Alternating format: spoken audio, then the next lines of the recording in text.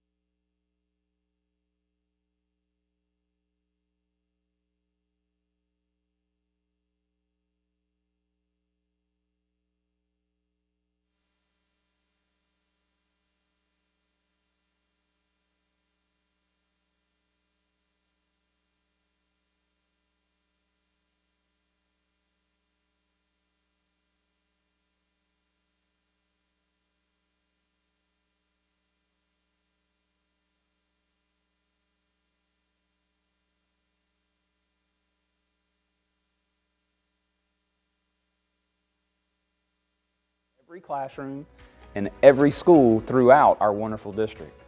It's simple but powerful, and one that has rested at the core of what I truly believe every educational experience should include.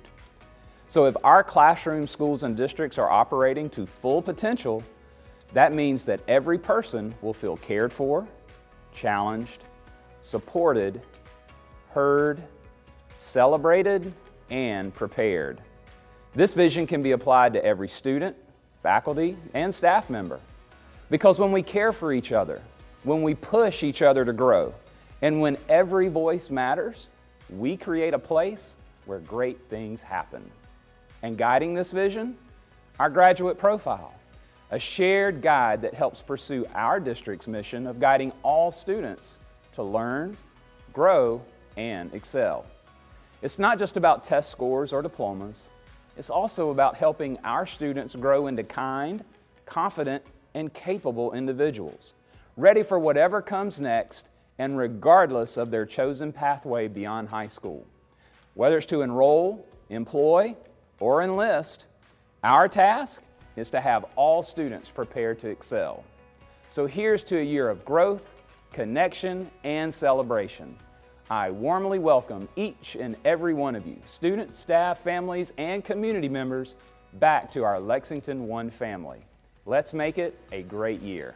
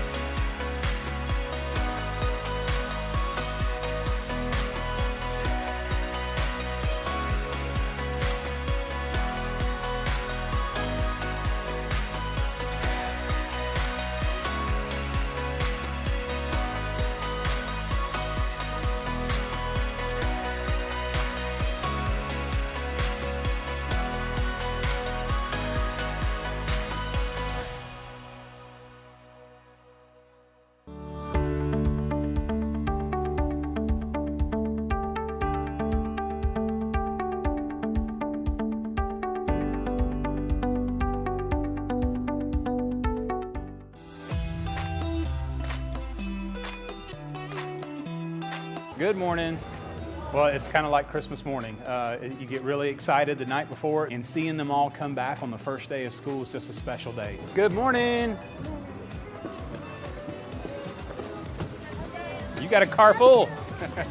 It's been a great start to the day. We began our morning at Gilbert Elementary. Few scouts that have birthdays today, so they get a birthday and the first day of school. That's like a double whammy right off the bat. Lots of smiling faces, students eager to get going with their first day of school. So smooth this morning. Okay, and good. Lots of happy people, Yeah. happy faces.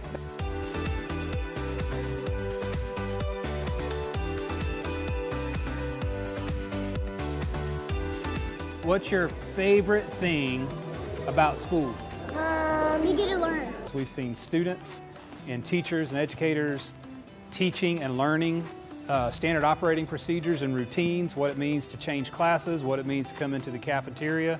We've been able to see some really creative teaching going on day one. We see some read alouds. We've seen a variety of different things. I've gotten to talk to several different students.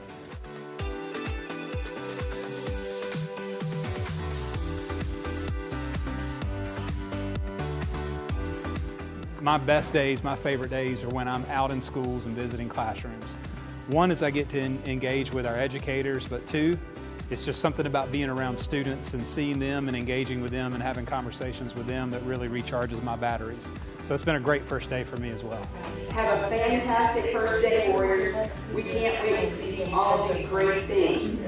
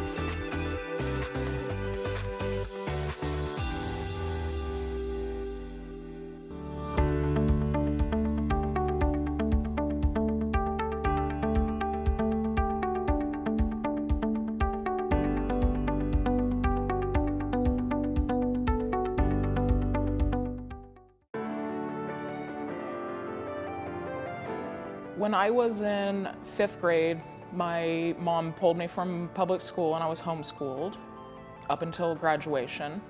Once we were down here, years later, I actually came to get information about Midlands Tech and want to go, and found out that the high school diploma that I received wasn't good. I started in the middle of November, and I was done with my GED in mid-March. Her journey kind of encapsulates all of the services that we can provide here. So Lindsay joined our program in the 24-25 school year working on her GED. She had a barrier to childcare as something that could potentially limit her access to our program. So we partnered with our folks here in the Family Center with Ms. Ziegler, and she took care of Lindsay's daughter. She would come every day with me, and I would drop her off at childcare. It's just right down the hall. And she absolutely loved it. I remember when I actually finished and got my GED, she was so upset that, you know, we weren't going to come here anymore. Lindsay is a true testimony of what the Family Center does. She is one of many success stories here at the Family Center. Her desire to want to do better for her children and her family is truly inspiring, and it's been amazing in my role to see her. It just shows that with the right support, you can really achieve anything. When you look at the services that we provide, 6 months, I think, is the youngest that they'll take them in the Child Care Center.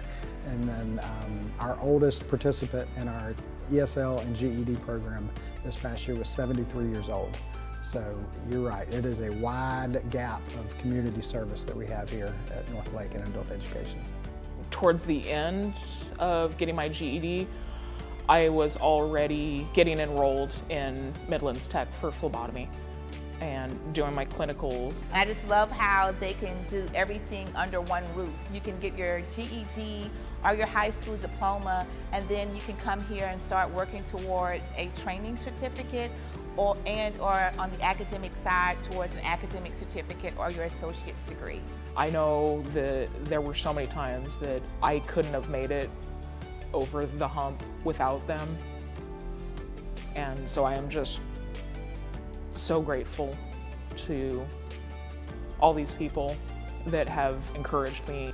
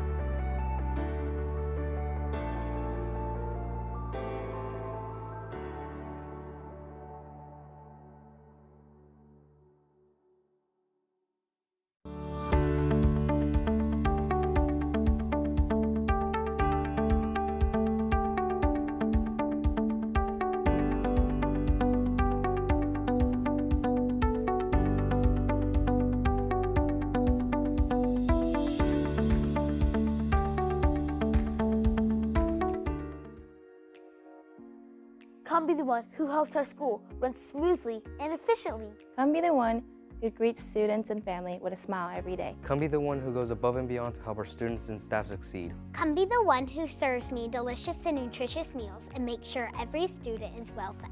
Come be the one who makes learning fun and makes me love coming to school. Come be the one who makes sure our schools are clean and safe, and the one who makes sure our schools are in tip-top shape. Come be the one who keeps me healthy and safe. Come be the one who greets me with a smile at the bus stop and safely transports me to and from school, and the one who makes sure I get to my game on time. Come be the one who challenges me to think critically and encourages me to never give up on my dreams. Come be the one who makes it possible for all students to learn and grow. Come be the one who supports me in the classroom and helps me reach my full potential. Come be the one who makes our schools a special place.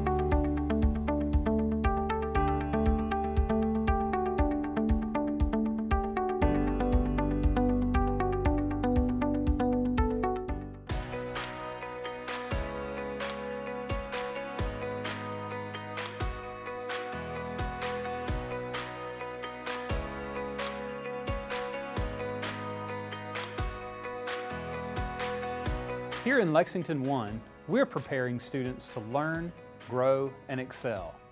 That's why we're committed to providing every student with a world-class education, one that equips them for success in college, career, or military, and beyond. To guide that mission, we created the Lexington 1 Graduate Profile, a clear vision of the skills and mindsets our students need to thrive in their futures. We listen to our community, families, educators, and students, and together we identified 9 essential competencies for every graduate. We want our students to be knowledgeable, creative, independent, communicators, collaborators, future-ready, responsible, kind, resilient. These aren't just ideals, they shape how we teach, how students learn, and how we help them grow. Whether they're headed to college, straight into a career, or into military service, the Graduate Profile ensures every student is ready for what's next. At Lexington 1, we're not just preparing students for the future, we're helping them build it. Because when our students succeed, we all do.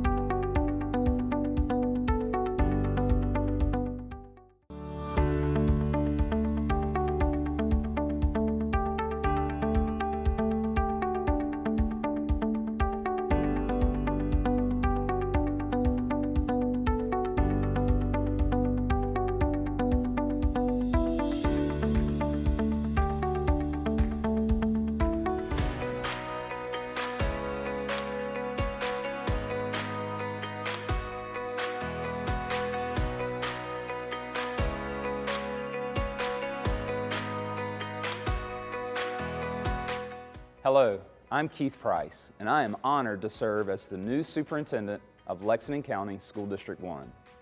As we begin a brand new school year together, I'd like to share my vision for what's ahead that can be applied to every classroom and every school throughout our wonderful district. It's simple, but powerful, and one that has rested at the core of what I truly believe every educational experience should include. So if our classrooms, schools, and districts are operating to full potential, that means that every person will feel cared for, challenged, supported, heard, celebrated, and prepared. This vision can be applied to every student, faculty, and staff member. Because when we care for each other, when we push each other to grow, and when every voice matters, we create a place where great things happen.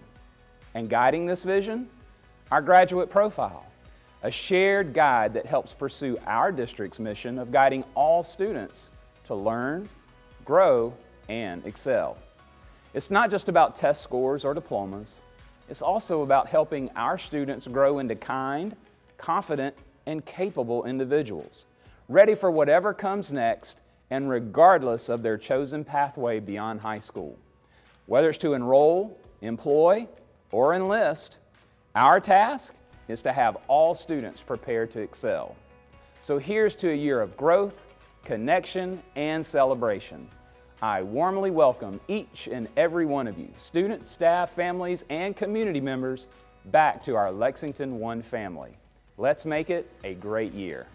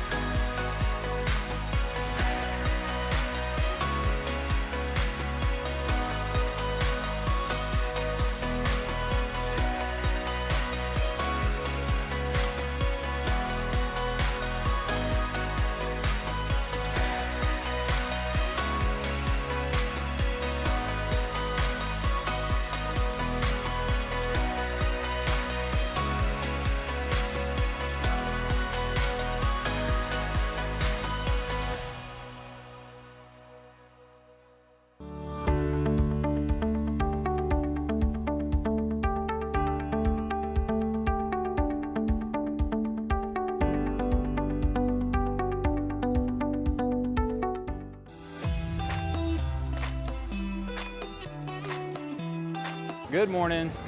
Well, it's kind of like Christmas morning. You get really excited the night before, and seeing them all come back on the first day of school is just a special day. Good morning. You got a car full. It's been a great start to the day. We began our morning at Gilbert Elementary. Few scouts that have birthdays today, so they get a birthday and the first day of school. That's like a double whammy right off the bat. Lots of smiling faces, students eager to get going with their first day of school. So smooth this morning. Okay, and good. Lots of happy people, Yeah. happy faces.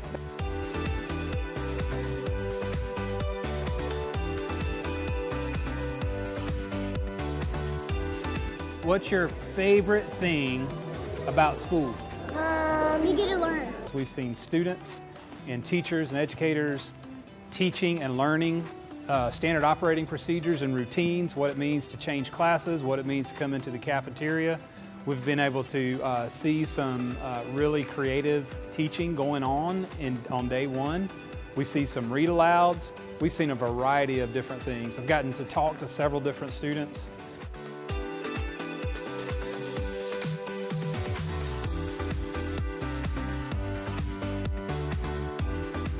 My best days, my favorite days are when I'm out in schools and visiting classrooms. One is I get to engage with our educators, but two, it's just something about being around students and seeing them and engaging with them and having conversations with them that really recharges my batteries. So it's been a great first day for me as well. Have a fantastic first day, Warriors. We can't wait to see you all do great things.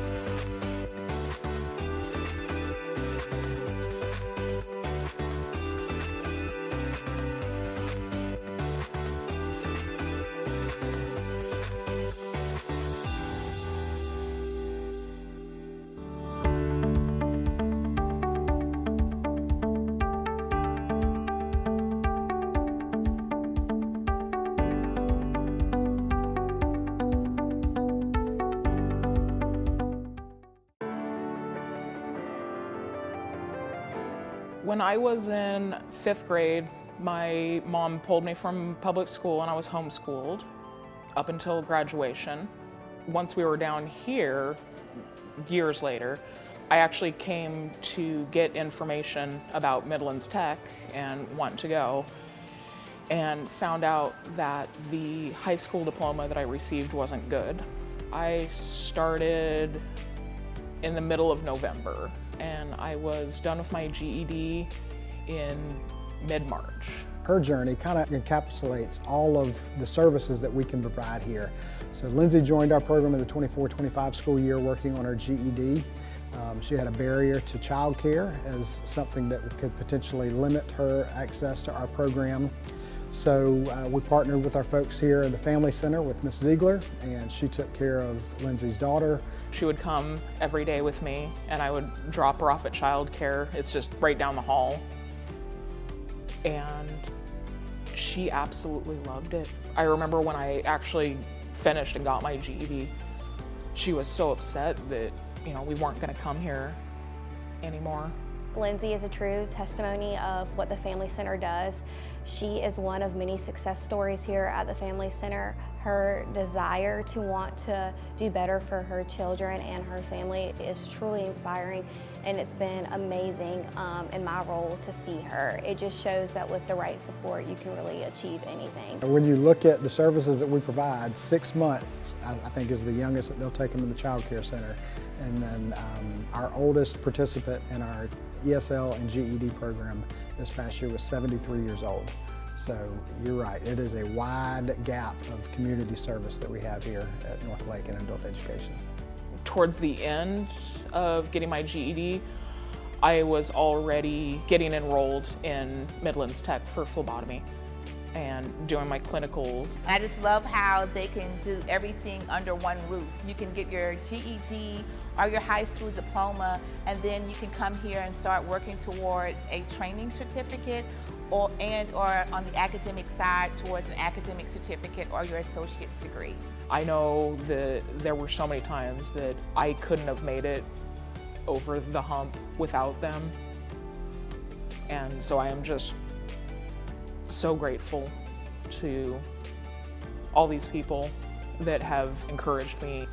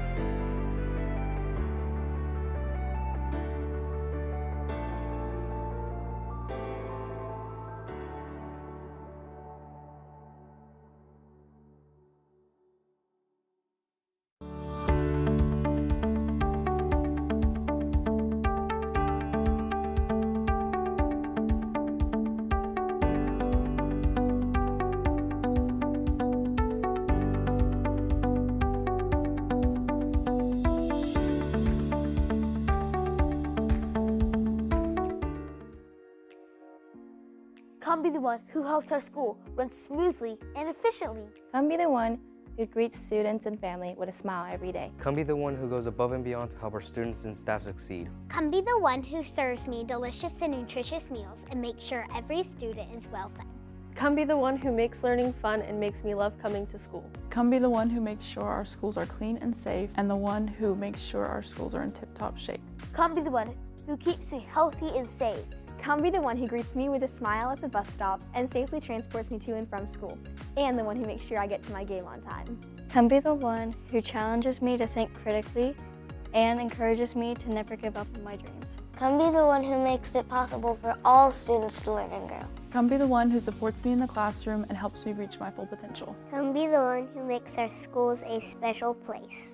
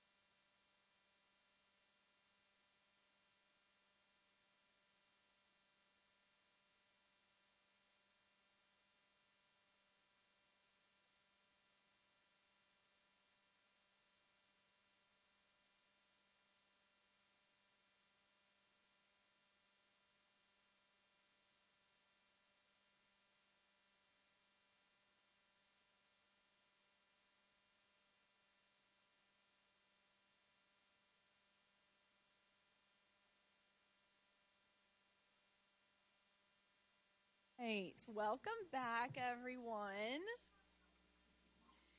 Do I hear a motion to conclude executive session? Madam Chair, I move we conclude executive session. Do I have a second? Second. Thank you, Mr. Anderson. All those in favor? Aye. Any opposed? And the motion carries. I call to order the August 19th, 2025 board meeting. The district is in compliance with the South Carolina Freedom of Information Act by notifying the media of the date, time, and place of the meeting. The district tapes the meeting for accuracy and preparing the minutes. I now yield the floor to Ms. Flashnick. Madam Chair, fellow board members, staff, and guests, please rise and join us in the Pledge of Allegiance and remain standing for a moment of silence.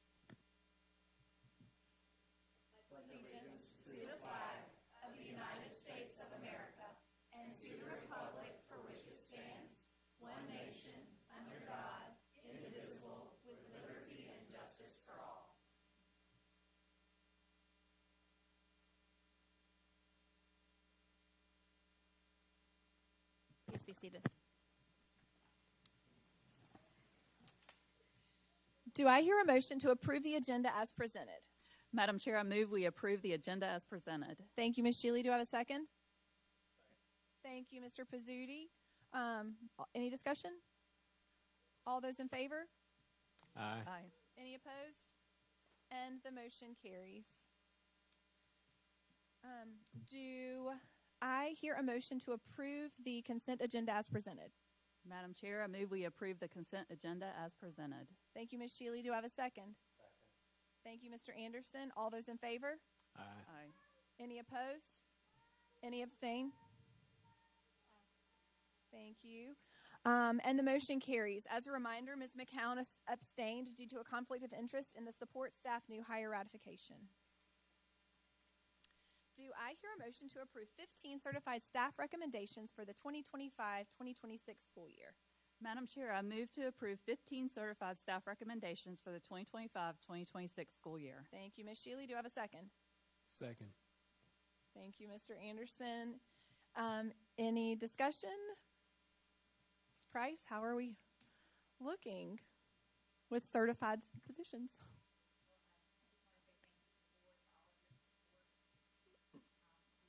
That just being really proactive this year with our schedule and with being able to take early movement on those positions with your permission was just a great, gave us a great opportunity to hire early. And right now we just have one open position that we are filling with a long-term substitute. So we just are in a really great position. So we just want to thank you for allowing us to have that proactivity and for our salary schedule. We think that just had a huge play in that, and so we feel like we're in a really great position. So thank you for that.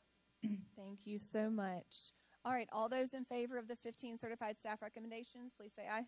Aye. Any opposed? And the motion carries. All right, now for our favorite part of the night, our honors and achievements. Please remember to grab your copy of Proof Positive, which highlights our honorees. The newsletter was on the sign-in tables as you came in the door out there. Once we finish, we will give our honorees a chance to leave before we resume the rest of the meeting. Dr. Price, will you please step down front? Honorees, when you hear your name, please come and stand with Dr. Price as we tell the audience all about you and your achievements. So, for our first award of the night, we are proud to honor two students who threw for gold and won individual state titles in javelin at the Track and Field State Championships. Earlier today, I Googled what exactly that meant and like how you do that. So, very interesting. Rory Travis, will you please come up front?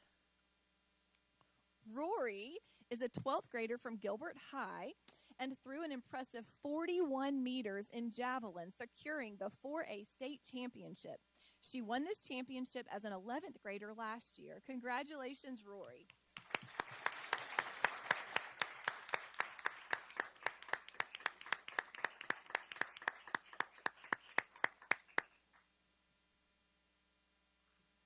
All right, next will Madison Kaiser please come forward?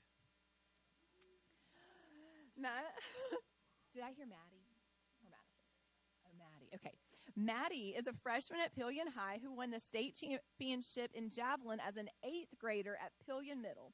She threw an incredible 33.58 meters, bringing home the gold medal at the 2A state championship.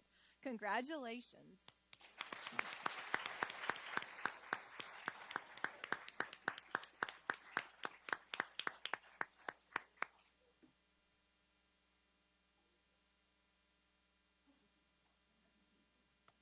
All right.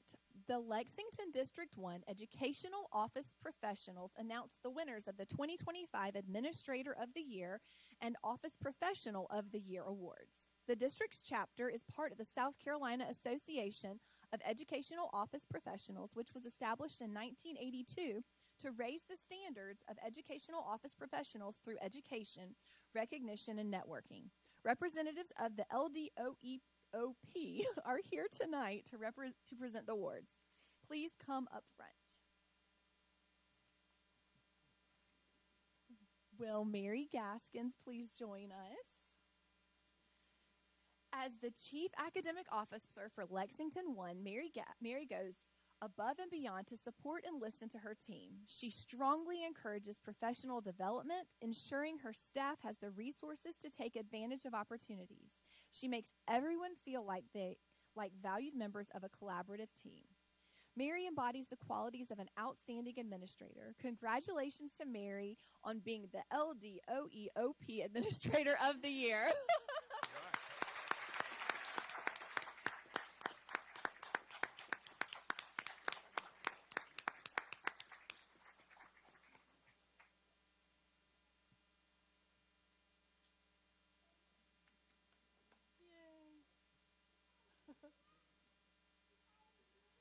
All right, next, will Specialist Holly Schneider please come up?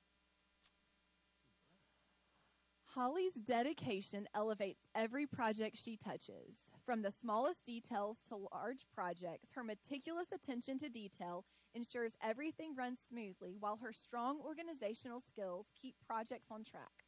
Holly is a highly engaged member of LDOEOP, serving in the organization since 2012. During her tenure, she has served as the secretary and on the scholarship committee. Her dedication to the LDOEOP shows that Holly values professional development and giving back to her profession. Congratulations on being the Office Professional of the Year, Holly. All right, Holly.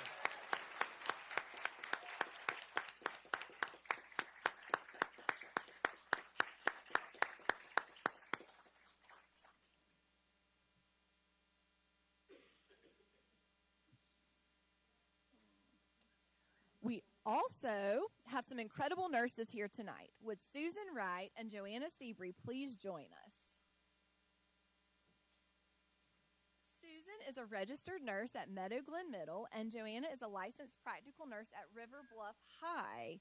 These women are Lexington 1's 2025 Nurses of the Year. They work tirelessly to provide support and care for all of their students, ensuring a healthy, safe, and productive learning environment.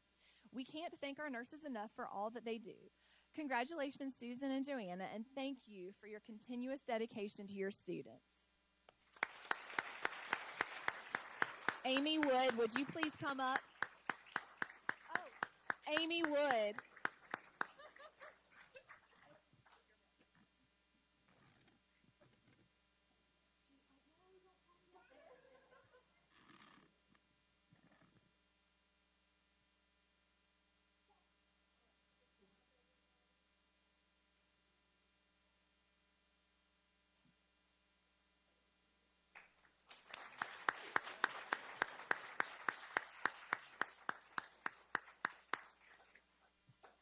The School Social Workers Association of South Carolina has named their School Social Worker of the Year.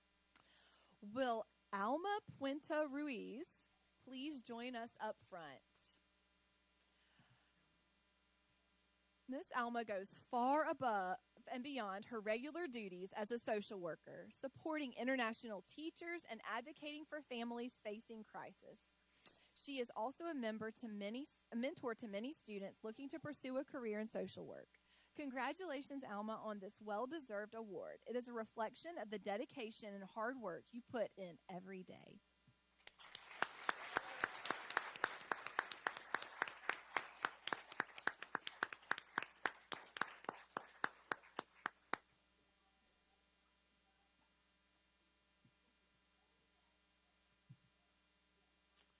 right, for the 8th year in a row, Lexington One has received a Best Communities for Music Education Award from the NAMM Foundation. We would like to invite Visual and Performing Arts Coordinator Chris Bussell to join us at the front. This award recognizes and celebrates outstanding efforts by our teachers, administrators, parents, students, and community leaders who have made music education part of a well-rounded education. Designations are made to districts and schools that demonstrate an exceptionally high commitment to and access to music education.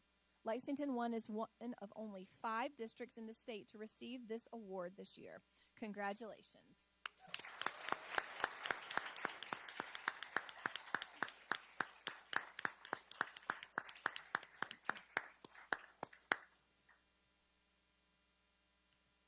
For our next awards, can Executive Director of Special Services, Dr. Nicole Adams, and representatives of the Lexington One Special Education Parent Advisory Council, Chair Amy Robertson, Vice Chair Rebecca Massey, and Secretary Michael Gant, please come to the front. All right, as they come up here, I'll read this. Lexington One Special Education Parent Advisory Council was recently awarded Family Connection of South Carolina's Parent Leadership Award. The Advisory Council, in partnership with Family Connection, hosted the Parent Connection event on Saturday, June 14th at White Knoll High School. The informational event was open to parents of students with disabilities of all ages, as well as caregivers and professionals of these students. In addition, Family Connection honored Dr. Adams with the Pat Head Advocate of the Year Award for her work on the district's first ever Special Education Parent Advisory Council. Each year, Family Connection presents this award to a member of the community who has demonstrated outstanding advocacy efforts. Congratulations to SEPAC and Dr. Adams for your devotion to advocating for students.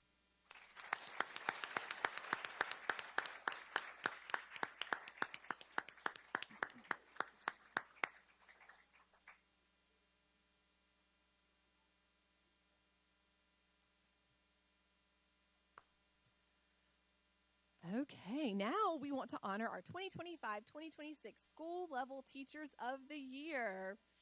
Towards the conclusion of last school year, each Lexington One school named its 2025-2026 Teacher of the Year.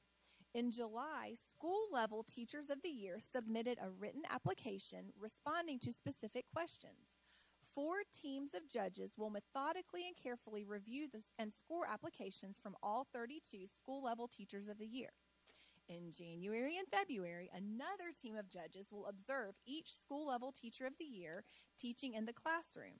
The teacher with the highest overall total from their application and observation scores becomes District Teacher of the Year, which will be announced at the Teacher of the Year celebration in March 2026, which will be here before we know it.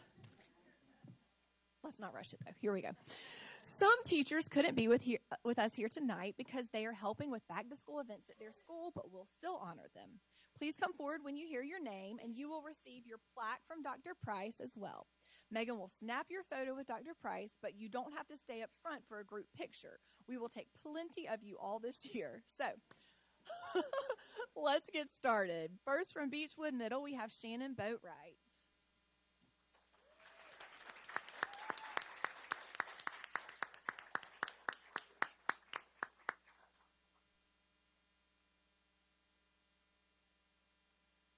From Carolina Springs Elementary, we have Fanny Bowman.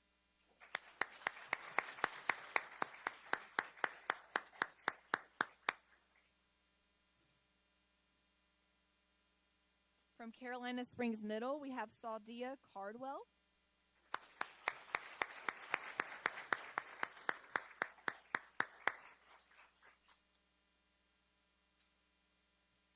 From Centerville Elementary, we have Leanne Glimpf.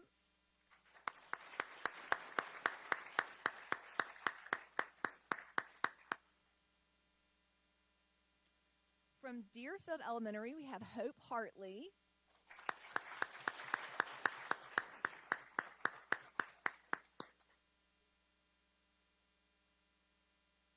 From Forts Pond Elementary, we have Parker Earhart.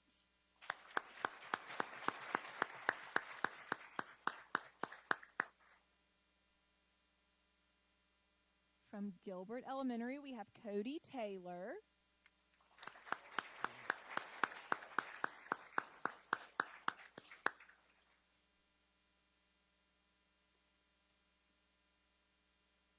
From Gilbert High, we have CeeLo Holt.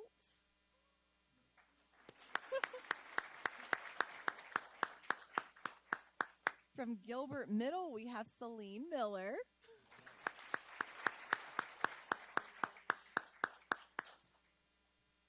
Who had a really big week this past week, too.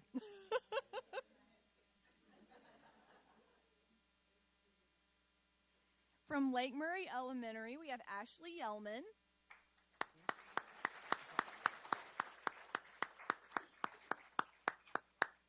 From Lakeside Middle, we have Joanna Connell. Oh.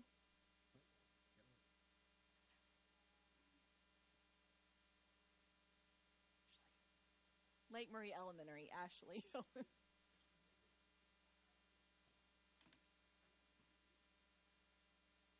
Okay, so that was Lake Murray. And Lakeside Middle was Joanna Connell. Lexington Elementary, we have Carrie Santulli.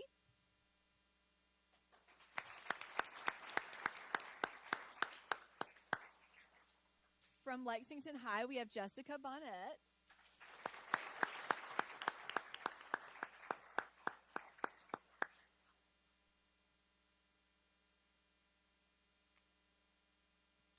From Lexington Technology Center, we have Amy Cooper.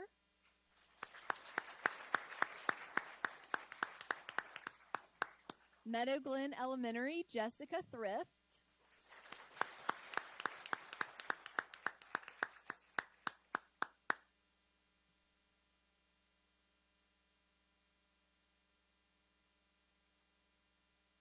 Meadow Glen Middle, Susan Myrick.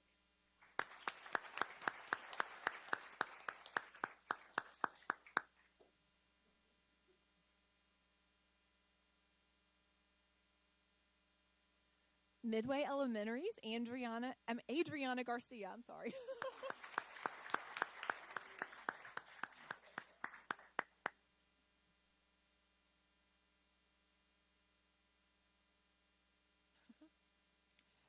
New Providence Elementary's Adele Yansens.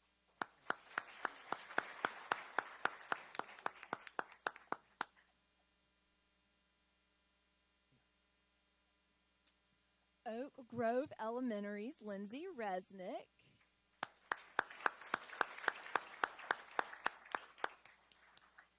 Pelion Elementary's Michelle Vestal.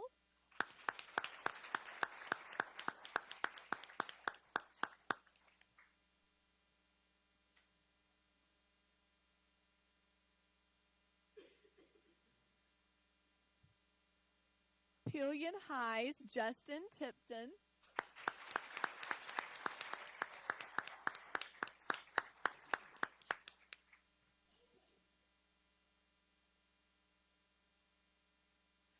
From Pelion Middle, we have Sarah Burke.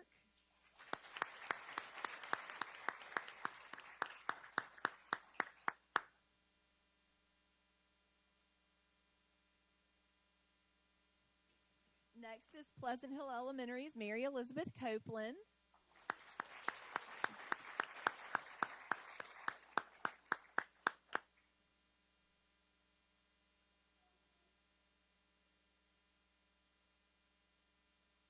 Pleasant Hill Middle, Marissa Rich.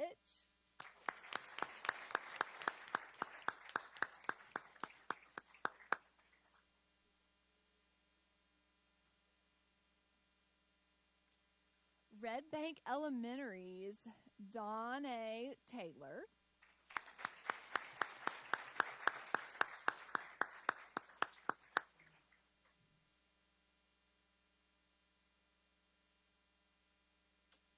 River Bluff High School, Walt Overbay.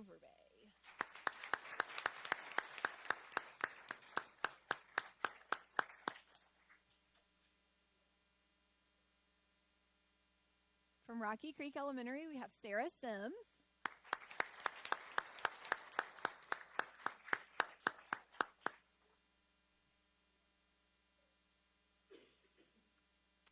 Axagatha Elementary, Carmen Cumpian.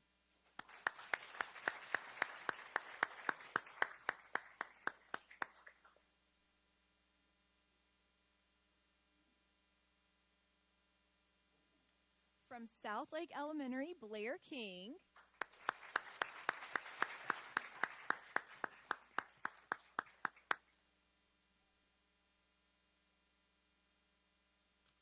Next is White Knoll Elementary's Emily Cava.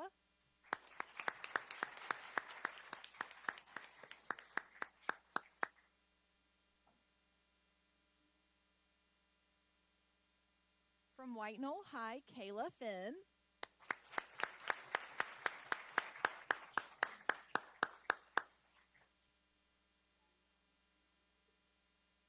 And last but certainly not least, White Knoll Middle's Lauren Blakely.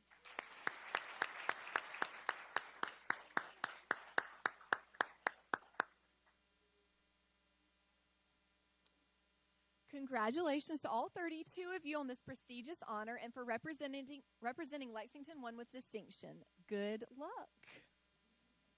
So sticking with the Teacher of the Year theme, we would like to take a moment to honor Lexington 1's 2025-2026 Teacher of the Year from Deerfield Elementary, Beth Ancone. Beth, thank you.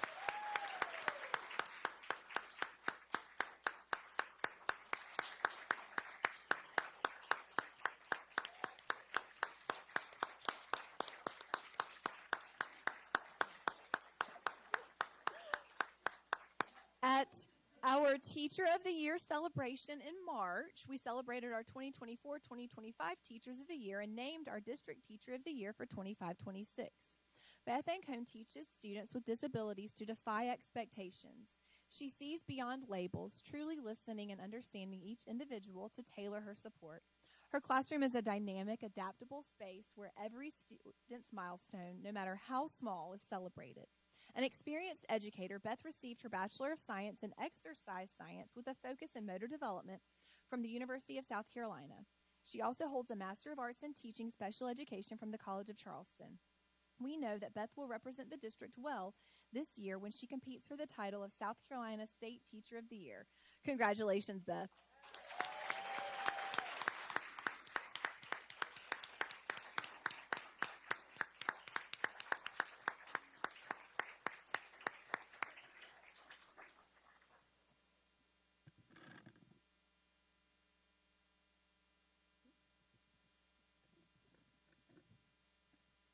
Madam Chair, Board, if I could take a point of privilege here, I'd like for everyone to know Madam Celine Miller just 5 days ago became an American citizen. Would you please stand and congratulate her?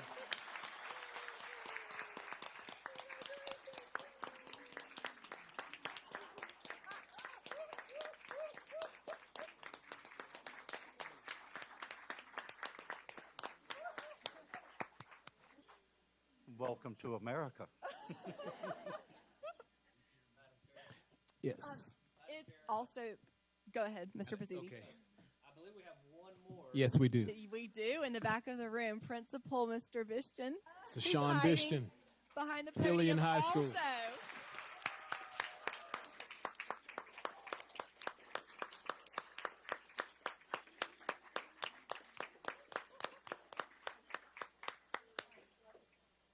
It's very exciting. And a hard thing to do. We would like to also recognize the principals and assistant principals who are in attendance with us tonight. Would you please stand? I think you're standing around the room. So thank you also for taking your time on week 3 of school to join us and for all that you do for our amazing students and staff. We have some very talented individuals in our district, and we love sharing their achievements with you. Now at this time, if you need to leave, we will give you a quick and quiet moment to do that.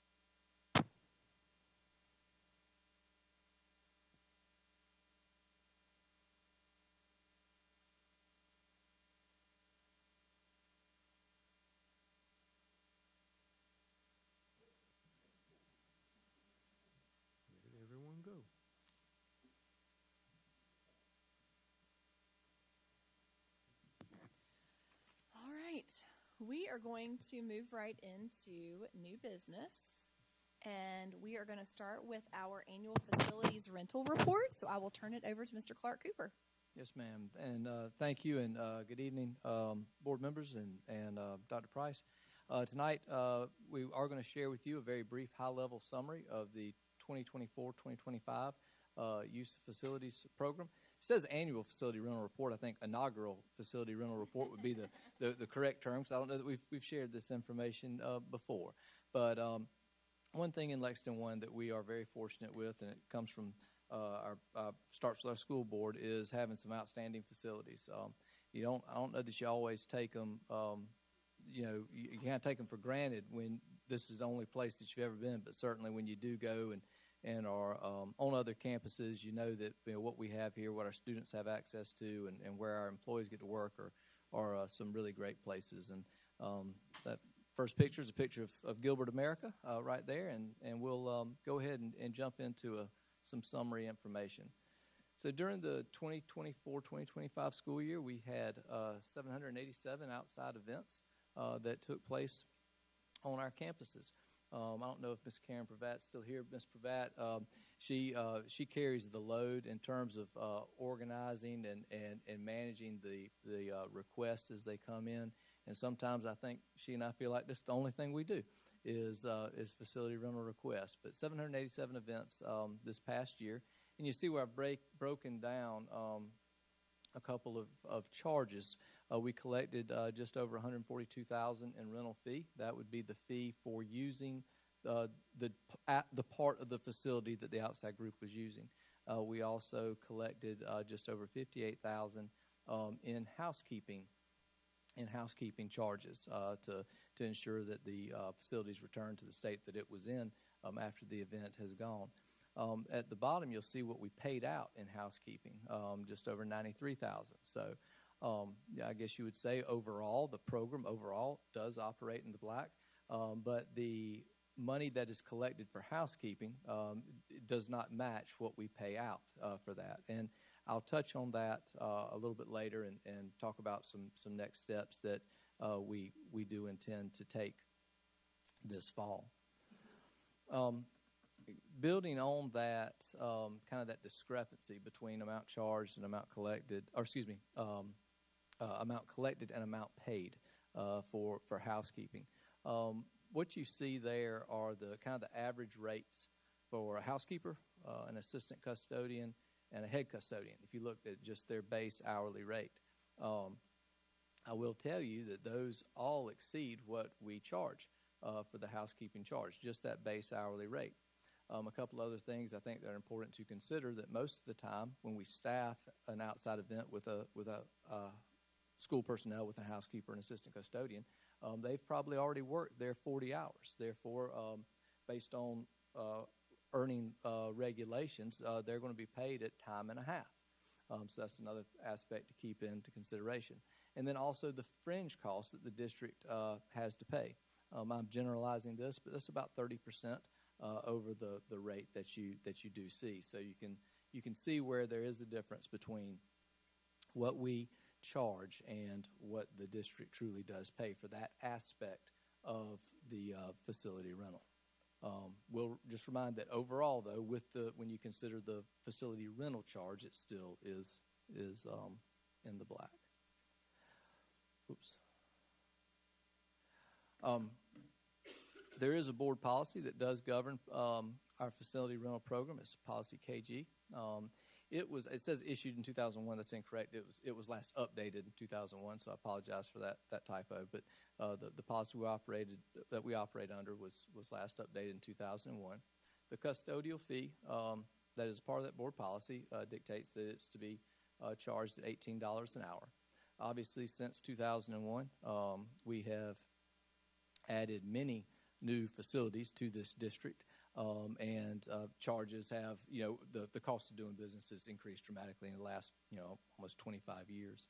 And just highlighted there that, all of our performing arts centers, also have been added to the district since this policy was last updated. So it puts us in a position where we need to look at making some recommendations to bring forth to you here in the near future.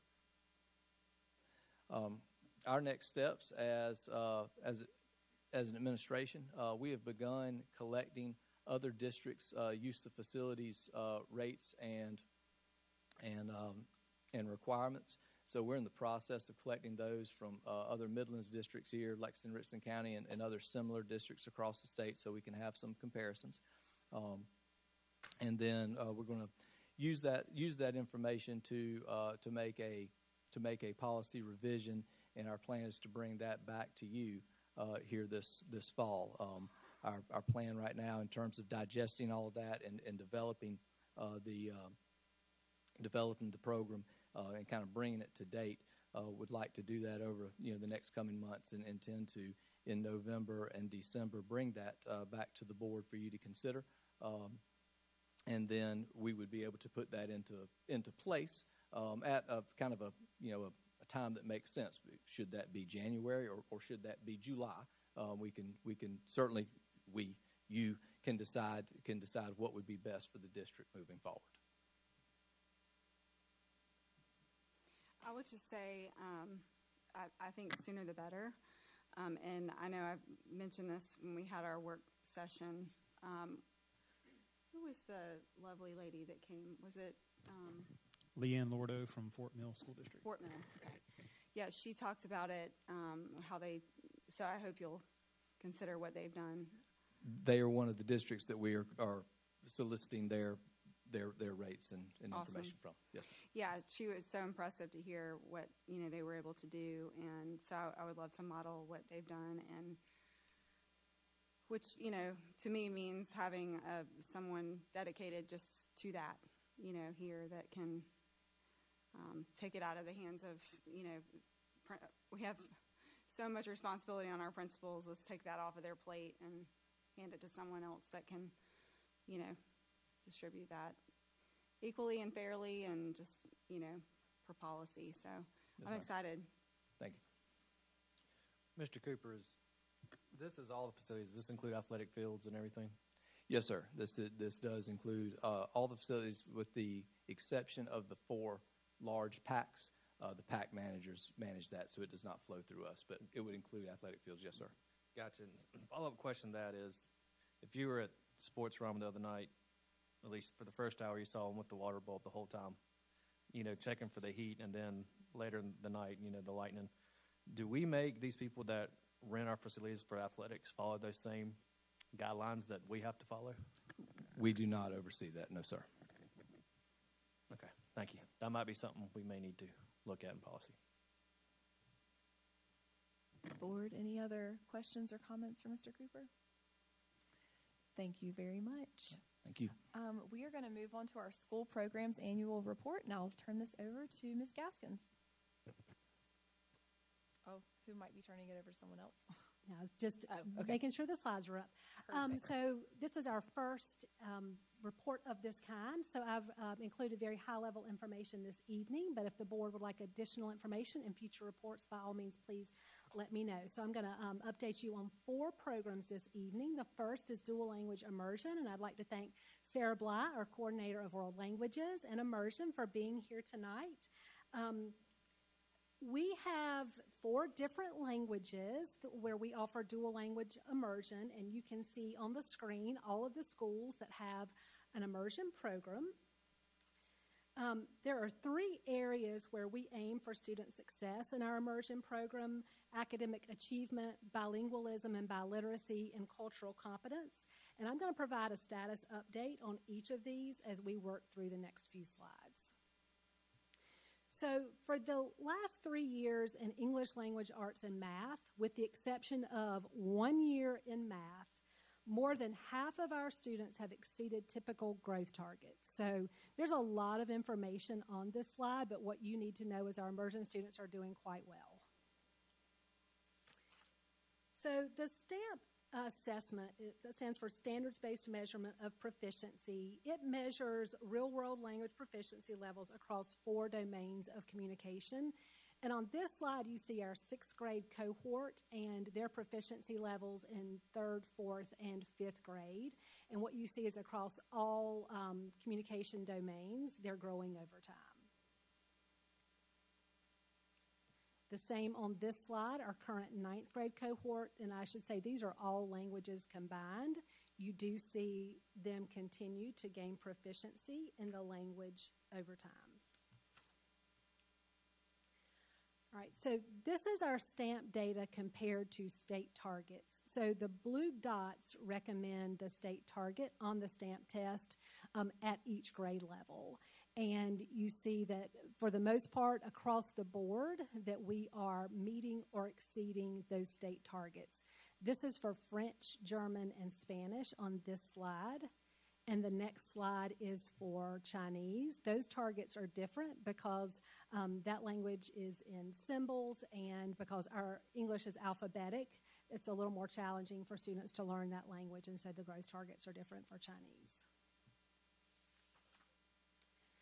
All right, so we'd like to celebrate too, continuing with the bilingualism and biliteracy. 85% of our students who were immersion completers earned the seal of biliteracy, and 100% of immersion completers in Spanish at LHS and GHS and at French and RB at River Bluff all got the seal of biliteracy. It is a verified indicator of bilingualism and biliteracy for colleges, universities, and companies throughout the U.S. It is a nationally recognized credential, and so that's a very big deal for our students to have that credential. All right, in terms of the cultural competence, we think about that immersive experience students get in the program and how they build that cultural competence throughout their time in the program. So this is the number of students who we currently have, or I should say, as of the 24-25 school year who were enrolled, and this is by language. Okay. For German, I do want to note that's through 10th grade because those students haven't matriculated all the way through the system yet. And our current cohort, I'm going to look at you, Sarah, 3rd grade through 10th for immersion in German, right? Because we replaced that with Spanish at Deerfield. Okay. And we're really excited to celebrate 20 years in our immersion program and hope that you will save the date. And we'll have lots of community members join us on October 23rd at 6 p.m. at the Ice House Theater. All right, I'm going to move on to our GT program, our Gifted and Talented program, and I want to thank Erin Fitzgerald, our coordinator of GT, for being here this evening. You had some background information in your board packet about state regs regarding GT and how students are identified, but I'm going to move on to some of our data, but feel free to ask questions about that if you have any. So you can see post-COVID, we saw a little bit of dip in our GT enrollment, but we've seen a steady increase since COVID. We began in 2022, 2023 doing a universal screening for our 4th graders with the aptitude test, the reasoning test, COGAT, and saw about a 20% increase by adding that assessment for our students. It's just one more way to find those students who would qualify for the program. All right, so this slide shows you how many students at each grade level are state-identified G2 students, so they have met that criteria to be state-identified, and the ways that we serve them at both elementary and middle school. Our elementary program is an enrichment pull-out program. We have about 20 teachers across our 18 elementary schools. Each elementary school has anywhere between a 0.5 to 2 FTE for GT, depending on how many state-identified GT students they have. Pull-out class per the state requirements is 1 teacher to 20 students per class. But our GT teachers also do some work with our students before 3rd grade as well to prepare them for those reasoning skills they'll need to qualify for the GT program. All right, and this is the same information for high school. Once students get to high school, we serve them through differentiation in honors coursework, AP, IB, and dual enrollment. And these next 2 slides I'm really proud of compared to other state-identified GT students across South Carolina. Lexington 1 year after year outperforms other GT students across the state. I will note that that 24-25 data is preliminary. The official data is still embargoed, so that's our best guess based on what we have at this point. Ms. Gaskins, does that GT stand for Georgia Tech?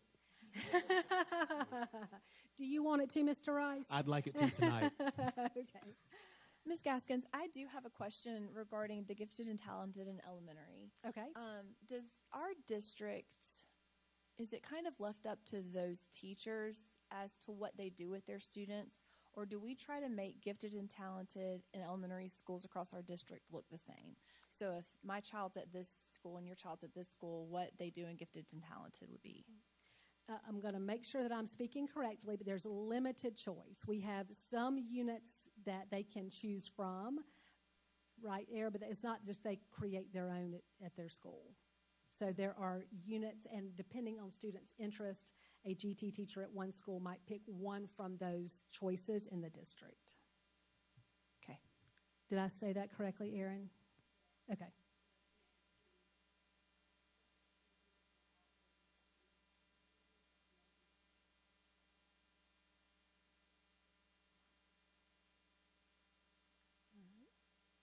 Any other questions about GT before I move on to the College Center?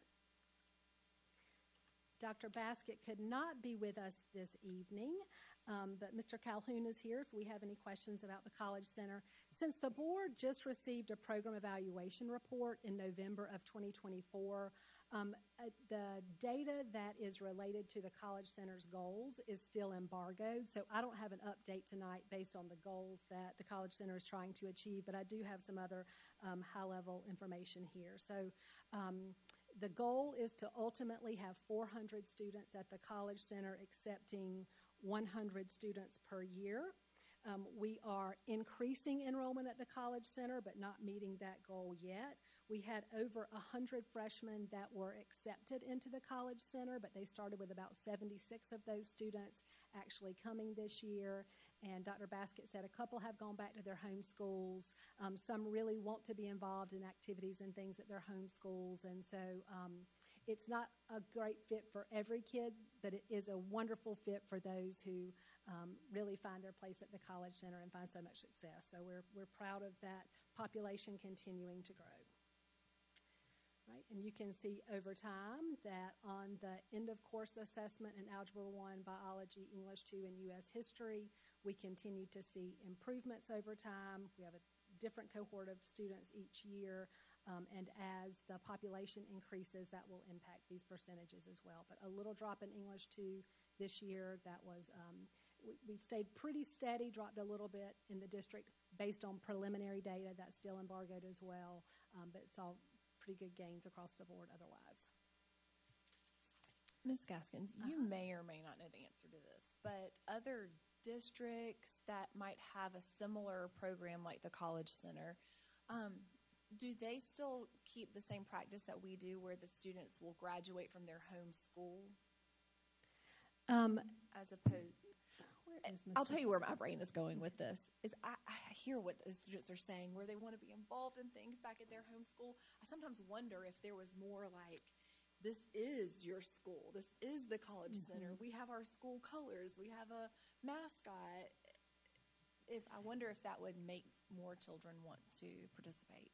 That's a great question. I think it's some things like band and athletics and those types of things that we just don't have the resources to, implement at the College Center.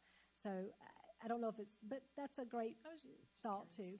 And Dr. Baskett continues to research successful early colleges across the nation too, to think about ways that he can enhance things at the College Center. I want to celebrate, too, that 98% of the graduating classes, the last two, have earned an associate's degree. All right, moving on to Title I, I want to thank Karen Cook, our Special Revenue Coordinator, for being here this evening. Like the other programs, you had a little bit of extra information in your packet for tonight as background information. This first slide is an overview of the purpose of Title I funds, and it's really important that some of the words you see here like enriched educational program, additional services, upgrading the quality, that's all very important. You read about the difference in supplementing and supplanting, and so these funds are intended to supplement the ways in which we're already using local and state funds for every school, and these funds should go above and beyond for these schools that have a higher poverty index to really be able to serve their students. And that last bullet speaks to the importance of meaningful opportunities for families. Family engagement is a huge part of the Title I plan and budget. So across the district, we have not 39 million, that would be wonderful, but it's 3.9 million we received this past year in Title I funds. And you see that the majority of those funds are allocated to schools and some at the district level for the set-asides. All right, and this is just a breakdown of how we use Title I funds, 60% for salary, 11% for purchase services. A lot of that is in professional development for teachers at Title I schools, supplies and materials, and then the indirect cost. All right. I'm sorry about the, I don't know what happened to the slides here. But in terms of the allocation to schools, the schools are ranked in order by their poverty index. And then the school with the highest poverty index has to be served first. And they get the most funding per pupil than any of the other Title I schools. Any school that has a poverty index of 75% or higher must be served. And so we get a lot of questions about why certain schools, like why a middle school might not be a Title I school when all of the feeder elementary schools are. And it's because it hasn't hit that 75% poverty index. And in Lexington I historically, elementary schools have been prioritized because of the research around early intervention and us really investing there in hopes that we can have students ready for middle school. So after serving the highest poverty schools, the district does have some flexibility to advocate the remaining, but a school with a higher poverty index always has to get more than the ones below it on the list. And again, funds are allocated on a per pupil amount. All right. So we have 14 Title I schools in Lexington I. 12 of those are elementary, and then Pelion Middle and Pelion High School. This slide just is a quick overview of the process that is used to develop a Title I plan and then the budget to implement the plan. It shows how first the needs are assessed and then the interventions are selected from a research-based list of interventions. The plan is created. Any hiring that might need to be done related to the plan is done. It's implemented, and then a constant evaluation of the progress. All right, so in Lexington I, based on the allowable uses of funding, here are some of the ways that Title I funds are used at the school level. Every Title I school has a .5 family liaison who also acts as the kind of a Title I project specialist at the school and is in charge of parent and family engagement. Some schools have an additional interventionist or an instructional assistant. You see the schools there that have an expanded day program after school. Some of that is braided with the 21st Century funds as well. Instructional supplies and materials, professional development, things like field trips, software licenses, and family engagement supplies for the Family Resource Center. All right, at the district level, there are some required set-asides, and those are funds for parent and family engagement. And so we have some human resources in that category and also, again, materials for our family resource centers. We also provide mental health services for homeless students, and there are those indirect costs, again, that are required. And some optional set-asides that we use in terms of the grant administration, a portion of the Title I coordinator, and 2 different support staff members who support the financial and documentation responsibilities associated with the grant. Foster care transportation and professional development for those district folks who help oversee the grant. So that's all for the program update. If you have any questions, I'll be happy to take them at this time. Madam Chair. One quick question. On page 29, when you talked about the 3.9 million, the 71% that's allocated to the schools, 29% allocated to the district set-asides, that then ties back to the page we were just looking at? Yes. Correct? Okay. Mm-hmm. Thank you. Anything else, board? All right, thank you, Ms. Gaskins. Now we're going to move on to our summer arts program evaluation, and Dr. Shane Phillips will lead us through that. Thank you. Is this on? Yeah, okay. Madam Chair, Dr. Price, members of the board, it's my pleasure this evening to present the evaluation report for the summer arts camps. So is this, there we go. Okay. So this evaluation was conducted as part of the evaluations ordered by the board last year. And well, I guess now the year before last. The summer arts camps have been completely restructured, so this evaluation process serves as a baseline for moving forward with this program because it's substantially different than it has been in the past. So we're not comparing it to how it has been in the past. We're looking at baseline, things that can be improved moving forward with this program. So a little bit of background. This is the second year for the middle school music camps in their current form. The focus of the camps has been narrowed to band, orchestra, and chorus only due to some other opportunities that students have in the community, private camps, et cetera, that have pulled them away for some of the other arts. Of the 194 students who attended, 53 came for band, 94 for orchestra, and 47 for chorus. And the total cost for this year was just under $12,000, which includes stuff for staff pay and supplies, and all that was funded by the general fund. So for camp structure, the staff of the camp was 15 Lexington 1 music teachers. It met for 3 days from 9 to 1 at River Bluff High School in June. There were a variety of activities focusing mainly on skill development, music literacy, and performance. They did some other sort of projects as well, and the whole camp culminated in a performance for the parents.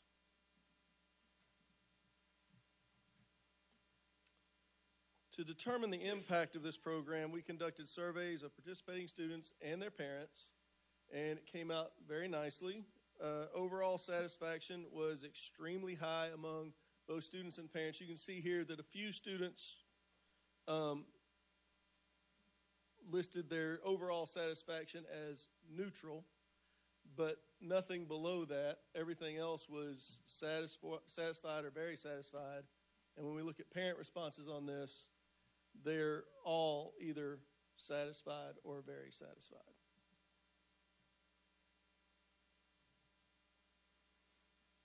So, other findings based on those surveys. In addition to the high overall satisfaction, students also reported feeling very supported and encouraged by staff, and parents reported high levels of satisfaction around communication from camp staff. And then based on some of the open-ended responses, we were able to get some recommendations for moving forward with this program.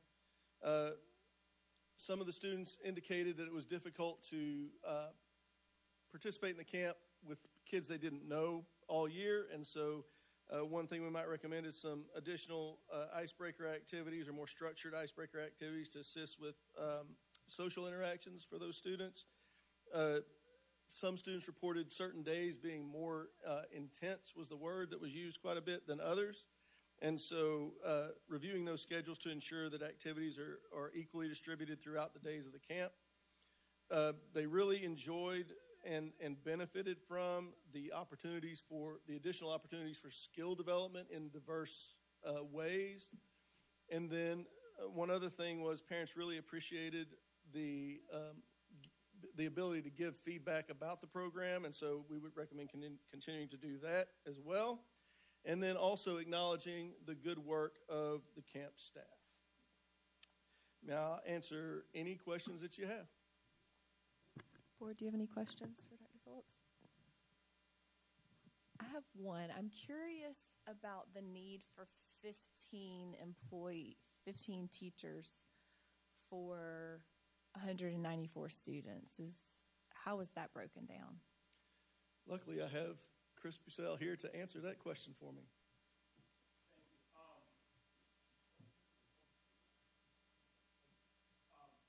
So I inherited the staff we had this year from this past year from the previous year, and so I had to work within the people that were already on the list.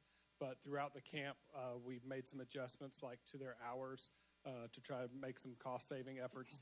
And I informed them that we would be reevaluating the structure before next year, simply because we were able to make it work with 5 band folks, 3 choral folks, so we don't feel like we necessarily need as many orchestra folks as what were on the list I was given. And so I let them know we would be reevaluating that before next year. Great, thank you. Anything else, Board? Thank you, Dr. Phillips. Thank you. All right, now we're going to be moving to first reading of policy EFE and EFE-R, competitive food sales vending machines, replacing policy EED, competitive food sales, and I'll turn this over to Mrs. Miller. Yes, good evening, Mrs. Henson, Superintendent Dr. Price, and board members. This evening you have for first reading, we are updating our policies, EFE, competitive food sales, vending machines, and the related rule. This is based on the model policy and our guidance from the South Carolina Department of Education. These were both introduced in board briefs in July. You will notice 2 highlighted sections. These are the only changes from that introduction. The first one is in the first bullet point, and we are defining the start of the school day, which is defined by the USDA as midnight. And the second one is where we remove the reference to the exhibits, as this is an internal form. Additionally, we had policy EED, competitive food sales, and we are just bringing that forward for deletion as we are requesting that EFE be put in place. Are there any questions? Board, do you have any comments or questions about this policy for first reading? Okay, I think we're good. All right, we are going to stick with Ms. Miller for the first reading of the deletion of policy EEC, food service records data and records retention, and policy EF, finance records data and records retention. That's right. These are just 2 policies that can be deleted. The reason for that is we, as the district, follow the South Carolina Department of Archives and History, the Archive and Record Management Division's general record retention schedule for school districts. So there is no need for these 2 policies. Board, any comments or questions?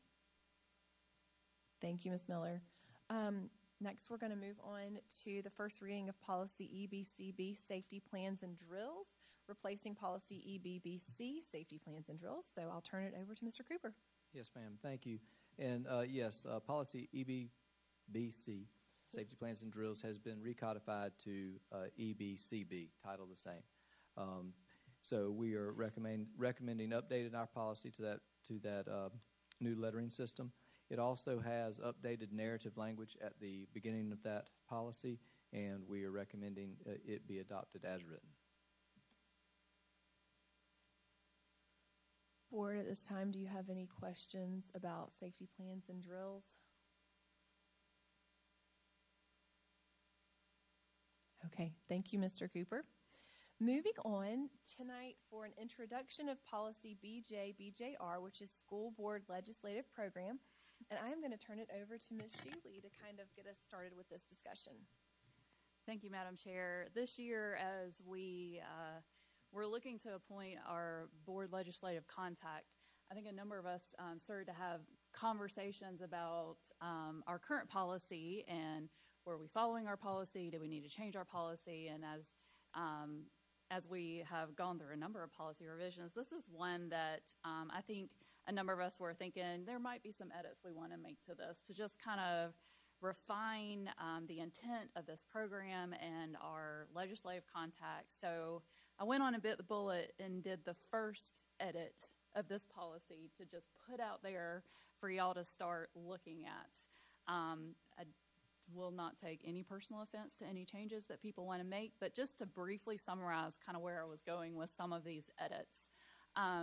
One thing is I did kind of strip back from naming specific school board associations to just more general references to school board associations and different groups, just as those relationships may change over time and as national associations and organizations may change. I felt like that was just kind of an easy reference to make. I did propose a potential change to the name of our legislative contact to a legislative delegate, because I felt like that was more representative of what this person is. We are delegating them, the full board is delegating them to be a representative to us, and then felt like there was opportunity to kind of outline in this policy, what is that person really doing? And so I added kind of 5 key components: building relationships with our local, state, and federal legislators, monitoring legislation, sharing information with the board and potentially at board meetings about what's going on from a legislative standpoint, representing the board.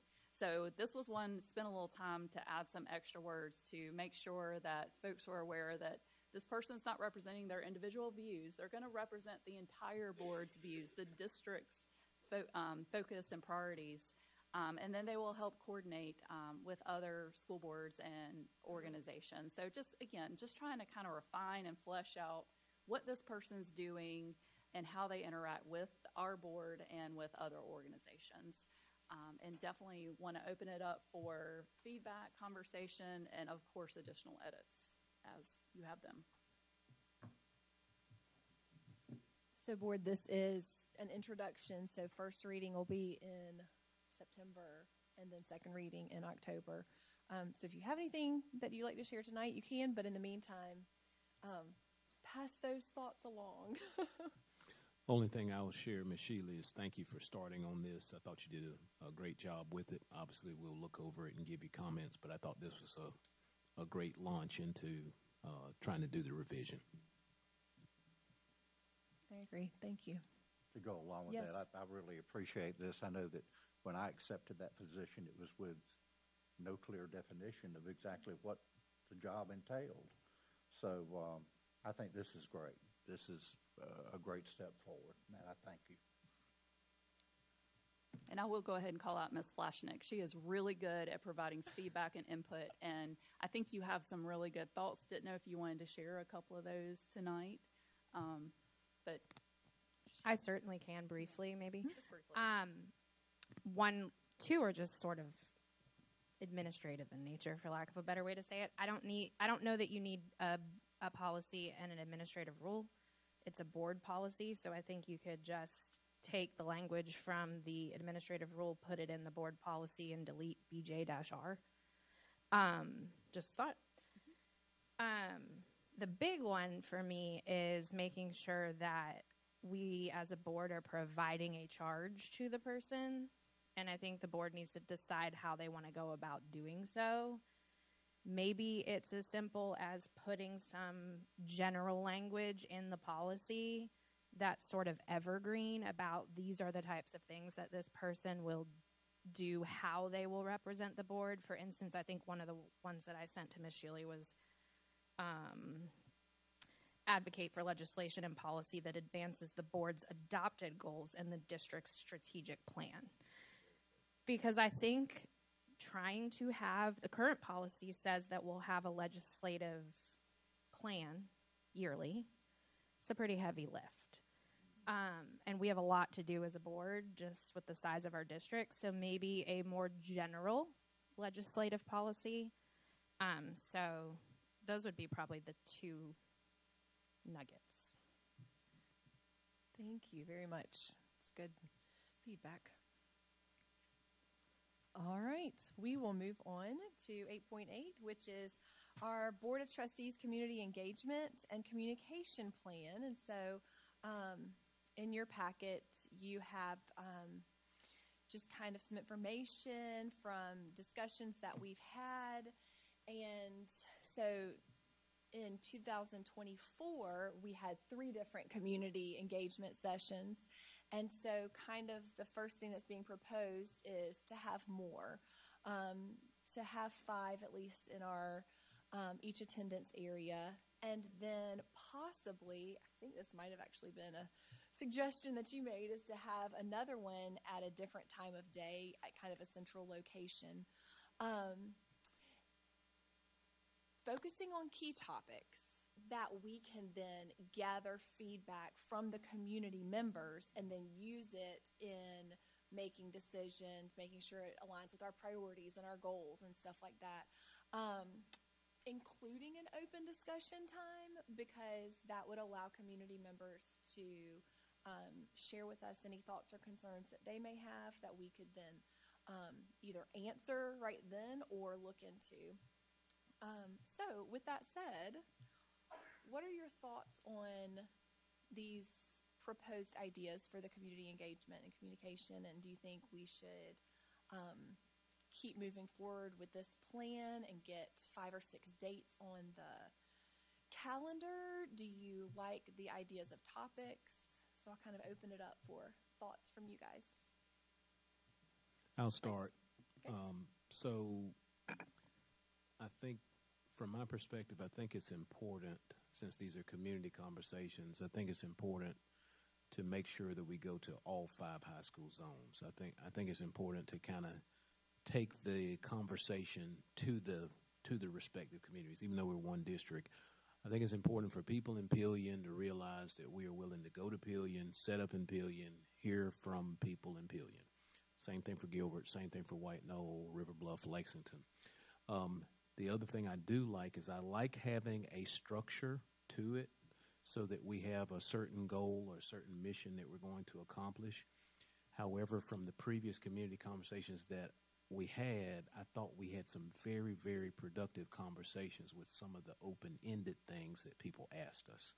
So I think you want to have some structured component, but I think you also want to have some kind of a open, authentic discussion for community members that come to say, hey, this is my specific concern. I mean, I remember when we went to Gilbert, we had one gentleman who was one of our bus drivers. Now, he lived in that community, but he came and shared with us, gave us some insight about, how we do some training with bus drivers and so forth. We would not have had that on our bingo card. We would not have had that on our structured item. But his conversation caused us to follow up on certain things through student services and get certain questions answered, which I thought is important. So I think you need to have a little bit of both. I don't think you want to just say, hey, we're the board, we're here, everybody come in and talk about whatever you want to talk about for 8 hours. I mean, I don't think we want to do that. But I think we do want to have some structure and then say, hey, what are your thoughts? What's on your mind? And kind of go from there. That's just my opinion. And to kind of add to that with your talking about just having, some specific things, just because we might go to White Knoll and talk about school facilities, it doesn't mean that someone from Lexington or Gilbert can't attend that meeting to discuss school facilities or academic excellence or whatnot, or that that's the only thing you can discuss during that time. So to piggyback off of what you're just saying, I think it's just really important on how we get the information out to the public, how Libby, communicates that and advertises that, and because my concern is that, we restrict, or that the community feels like we're restricting their voice by only saying that we're, these are the topics that we're going to be discussing. So I think it would limit,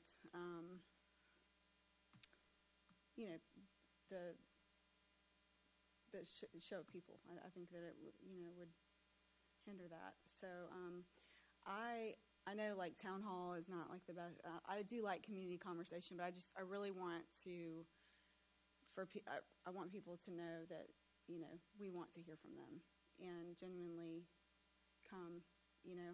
I think last year kicking it off. It was last year, right? It was the spring of 24, so like the 23-24 school year. Okay, so we took a year off? Yes, we did not do any this school year. Okay. So, yeah, well, that's crazy that we let that happen. But anyway, it feels like it was last year. Yeah. Anyways, I agree with the all five attendance zones. I think that's great. And I'm really happy with the structure of it. I think that's necessary. I didn't love how, it was kind of willy-nilly last time. I like being on the same level as people, but I do think that people kind of felt uncomfortable with that in a way. So I think if I'm getting granular with this, having a podium with a microphone kind of set up like similar to this, I feel like they feel more comfortable when they know they have a place they can come up, stand, and speak, rather than just kind of circling up like we did last time. So those are just kind of some thoughts I've had. But, taking the first half of the session and saying, like, here's some topics that we want to talk about, briefly give an overview of those specific topics, and then saying, like, does anyone have any questions? Or, now we'll yield the floor to you guys. Come up and ask your questions, whether it's related to the topics that we're speaking about or not. That makes sense. So communicating well what our topics are, but that also we will open the floor up. So yeah, you gotta let people know that we want to hear from them, and not just have them think that we're just talking about school facilities, because they're not going to come for that. And honestly, if you say we're going to talk about the strategic plan, nobody's going to come. I'm just telling you.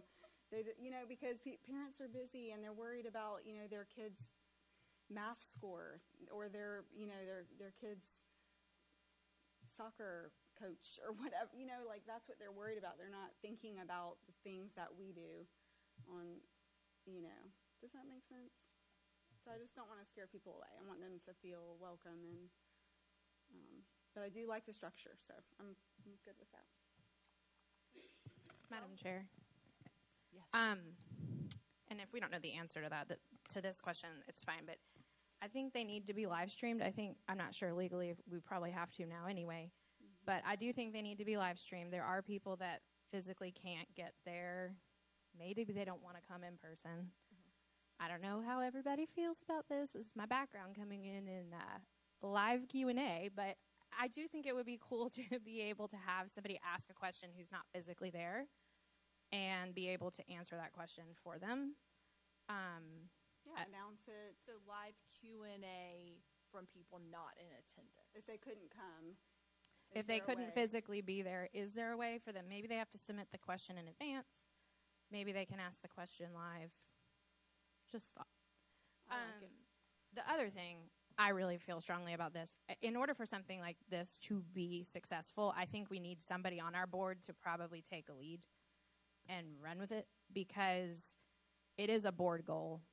I don't think we should fully delegate it to the administration, although we're going to definitely need their support and their help. So I don't know if anybody wants to volunteer, or if we want to appoint somebody, or if we want to delegate that to the chair. But I just think we kind of need to go with this, because it is a goal of ours, and I don't want to look back 6 months from now and say, oops, we didn't meet our goal.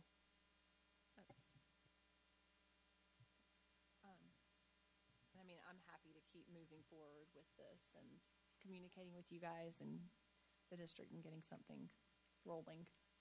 So does that mean we'll have dates maybe next meeting? We can totally get dates by next week meeting. Yeah. Okay. I had a couple of thoughts to share. To kind of piggyback, I think a little bit, I do like the 5 attendance zones.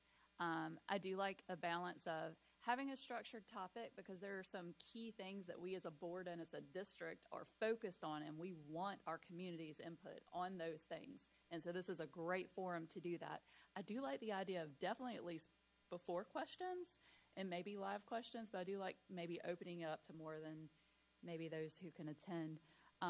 But I also agree that having unstructured time for other questions is also a good idea. So it's just kind of figuring out how to balance that. The one thing I really struggled with, and I'd love y'all's thoughts, the time. Like, what time to do it? Like, I originally was thinking the 6 p.m. time, but I'm thinking about parents, and there's no good time. I mean, I even tossed out to my husband, should we try a weekend? Nope, not a weekend.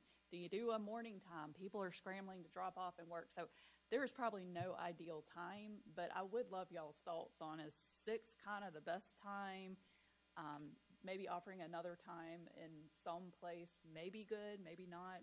I don't have an answer for that one. Would love y'all's thoughts. Right. I mean, sometimes I think for me, my kids are older now, but when they were elementary school age, 6 o'clock that would have been a really hard time. And so, I don't know, middle of the day, I don't know. It's a hard one. It is. That is hard.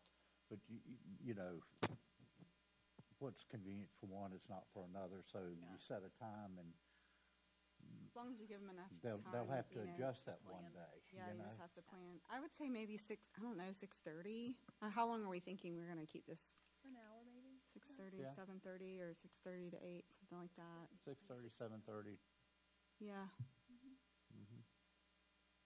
I think so.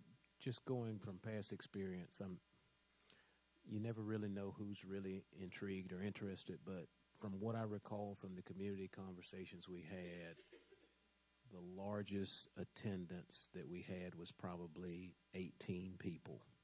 Was that White Knoll? Was the highest? Either White Knoll or I think that's correct. I think that's right. I think it's when we went. Lakeside. Or was it Beechwood that we went to? Where did we go that time? We were in the library. It must have been Lakeside. Lakeside. Lakeside. It was Lakeside.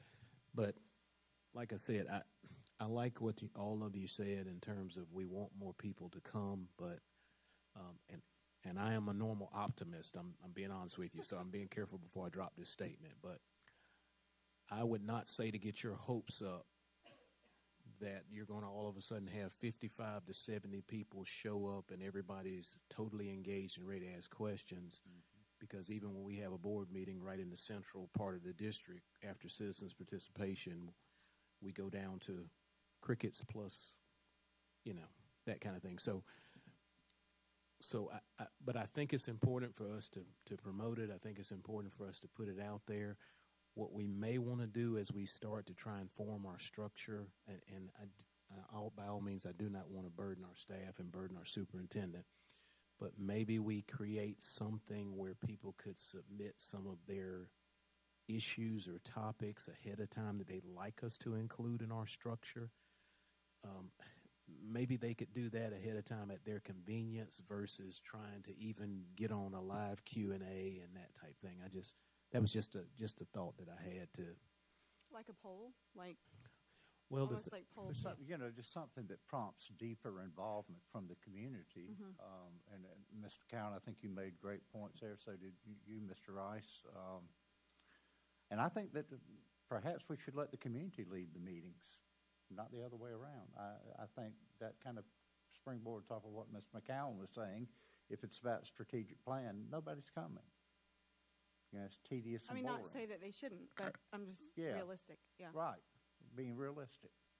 Mr. Anderson, my only concern about the community leading it is the community is leading discussions every day on Facebook, and they are not very productive. Well, I'm being honest. I mean, it's the community leads the meeting, but with structure. Right.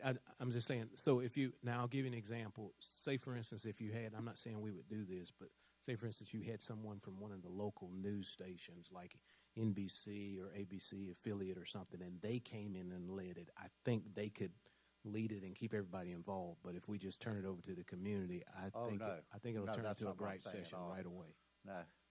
That's just my opinion. Yeah.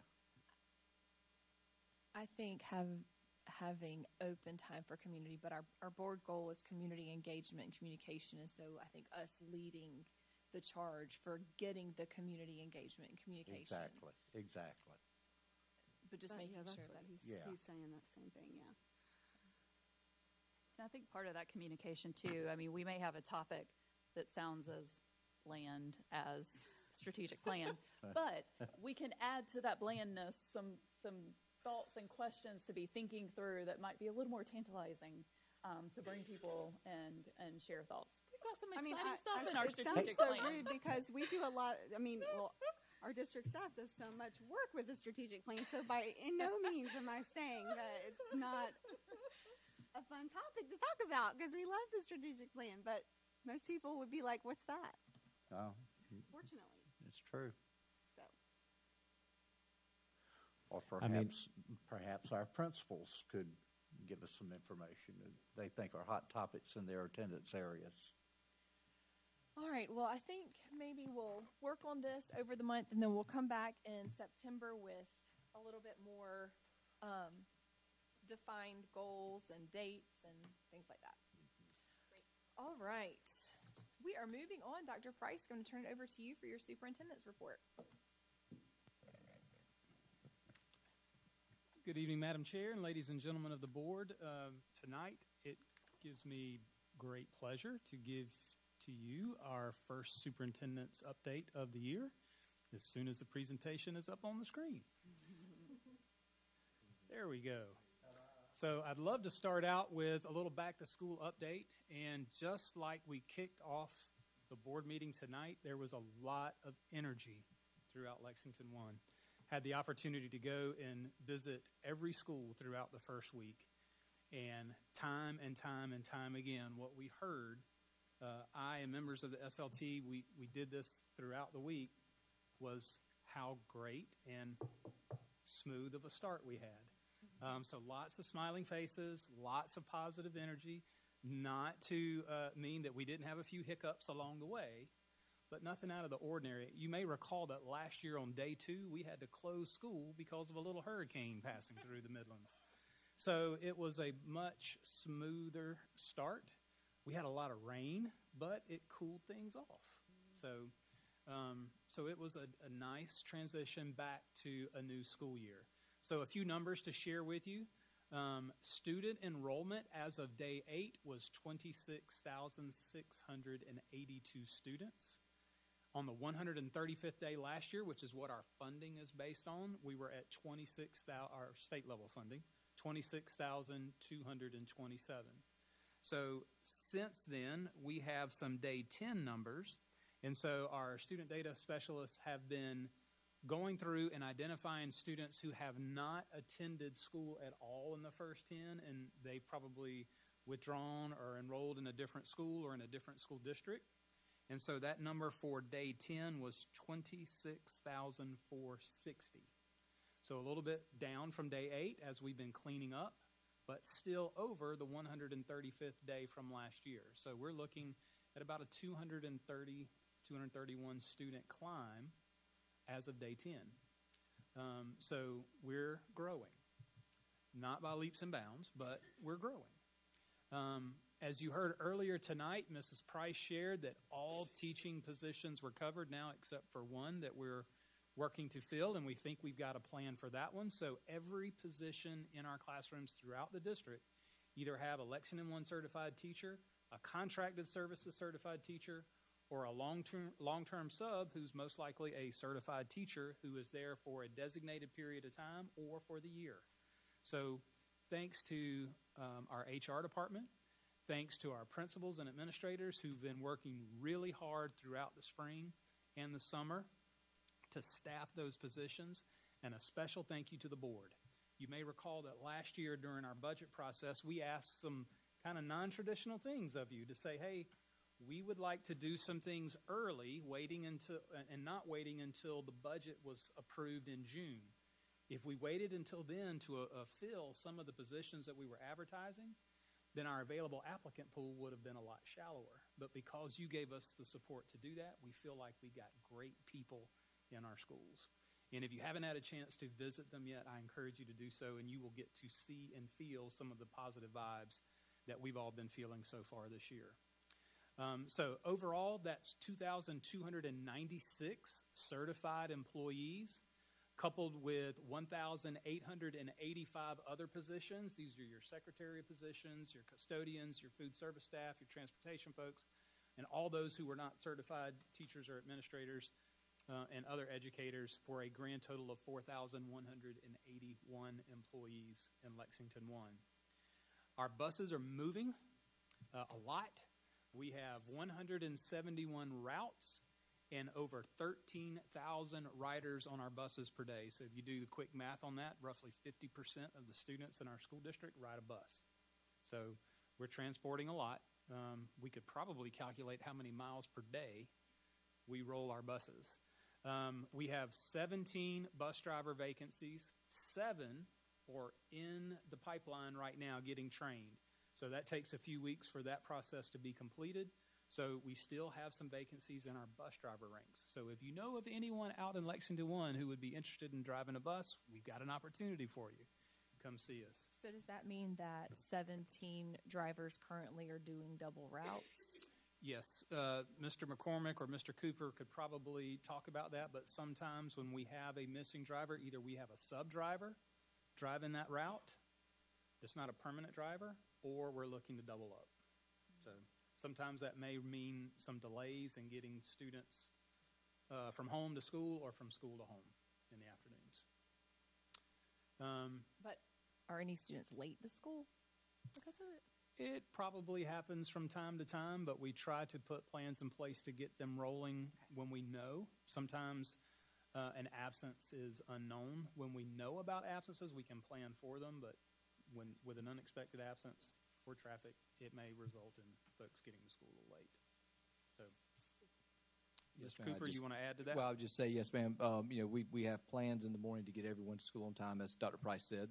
Obviously, out there we're out in the wild when we're on the roadways, and ridership is much heavier in the afternoons than in the mornings. So, I appreciate Mr. McCormick and Mr. Hall.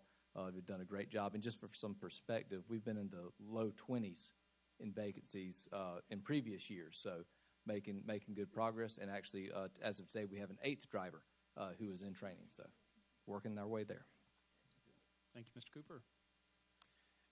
The last 2 bullets were comments that were being made as we were going around and visiting schools that first week.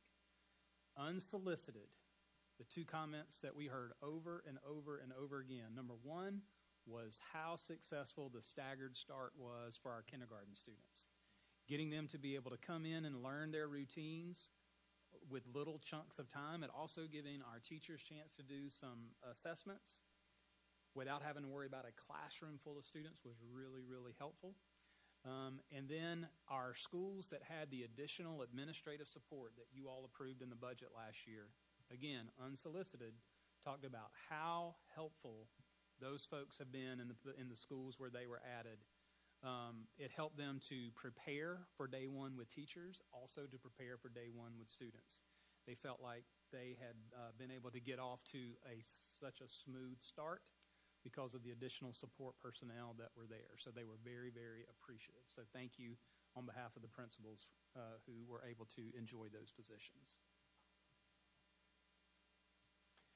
A lot of times folks ask, well, what do you do in the summer when students aren't there?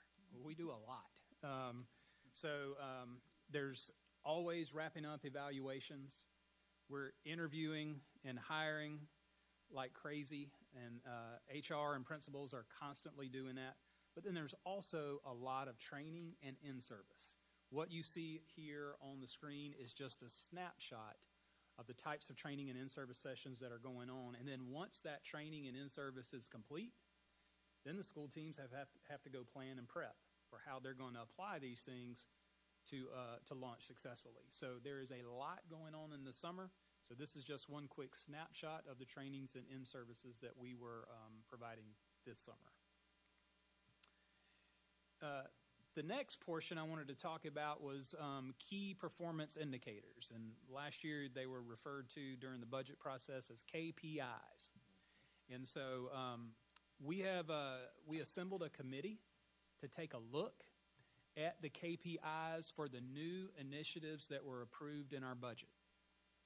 And so when the committee came together, we talked about a few things about what did we want to measure? Who were we going to measure? What were we expecting as a result of these additional initiatives? And so the items that we identified to track with KPIs came from the would like to do section from our budget last year. I'm going to go over those in just a moment. But then we identified a goal for each initiative. What's it intended to do? a target, the type of work that they were going to be doing, and then the metric. What data points can we collect to help determine if these additions have been effective? And so the result of a few committee meetings are what you're going to see here. With a quick glance back, you may recall this slide. We looked at it a lot last year. But the items that you see highlighted, we weren't really sure which of the initiatives the board was interested in following with KPIs. So we went through and basically identified every position and then one extra non-position initiative. And so everything that you see here highlighted, there's a KPI metric that's been created for it. In addition, if you go back to the Salary Study Committee recommendations, one comment that the board asked about when we were going through this were about the special education retention stipends and supplements. And that was to help with recruitment and retention. And we're going to track that to see if those stipends are working for us. So all of this is in an effort to help the board determine whether or not these things should be sustained. So quick review, these are the items, the initiatives that were going to be tracked with the KPIs, your 9 APs, elementary math coaches, middle school academic interventionist, middle school behavior interventionist, special ed retention stipends, special ed academic coach, special ed behavior coach, and our custodial services specialist. Now, in your packet, you have a proposed key performance indicators for all of these new positions. In the update tonight, I'm only going to pull out 2, just to give you an example of what this has looked like based on the initial work from the committee. The 2 areas that I'm highlighting tonight are the 2 areas that were discussed the most when we were going through the budget. It's the additional assistant principals and the elementary math coaches. So here with the assistant principals, you see a goal, a target, and the metrics. And so in the goal, we've revised this based on some feedback that we received after this was shared with everyone. So that goal has been slightly modified to read, to improve teacher support, school climate, and academic achievement with increased administrative support. So that goal has expanded just a bit, and you have that in your updated packet. So the targets for teacher support and morale, you see the metric there that we're going to review teacher survey results and look at the positive metrics that are included. We're going to monitor that with 2 different types of surveys. One we control, which is the pulse check that we will give at mid-year. The other is part of the climate survey that's part of the school and district's report card that are completed in the spring. So with that, you will see alongside every metric, you will see when it's going to be reported back to the board. So we've tried to be very specific and map these out for you. So wherever you see a month indicated alongside the metric, that's when we're going to provide an update to you. Some of the metrics are only available to us at key times during the year. I wish we could give you more running information, but when we talk about student performance, we're using iReady, SE Ready, EOCs, and those only come certain times of the year. So we will do our best to share what data we can with regards to student achievement. But for going back to teacher support and morale, the second metric was each school will establish a system for ensuring that each administrator conducts weekly classroom observations. During the discussion last year, that was one of the primary reasons for adding this, is so our school leaders could observe instruction more frequently. So they were going. I'm sorry, yes, ma'am. I don't mean to cut you off, but just to clarify that, the classroom observation, what exactly would they be reporting back to us on a monthly basis? What they observe, or just that they did observe? Or? So principals are going to be reviewing that on a monthly basis. Okay. They're going to be looking at the number of observations that are being completed by the members of their administration team. Okay. And the instrument that they use will be looking for key indicators for quality instruction, either initiatives or strategies that have been part of their in-service or training and are now part of expectation, standards alignment, those kinds of things. So they will be reviewing that data regularly. We will use the data from their reports and from the instrument that's collecting it to create kind of a summative report for the board so that you can see based on, you'll see the number of walkthroughs that are being completed at the schools, as well as the types of instructional notifications that are being made on the instrument. It's not for every school. It's just for those schools with the additional AP. Perfect. Thank you. Okay.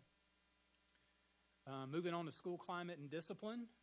Looking at those metrics, we'll look at office discipline referrals. And we're not really sure what we're going to see there, because that could be one of two things. If you've got extra administrators, that could mean more presence, fewer disciplinary issues. Or it could mean more administrators. We can respond to disciplinary issues more frequently. So not really sure what to expect with that, but we'll watch it and see and take a look at what the data tells us as we move. From what I recall, it wasn't so much that we were going to see the number of discipline referrals go down. I think it was more the response time to those Correct. would get quicker. Correct. Yeah. That's the goal. That's one goal. Another metric is in-school and out-of-school suspension rates. We'll follow those. Student and staff climate surveys again. We talked about that before. And then student attendance and chronic absenteeism.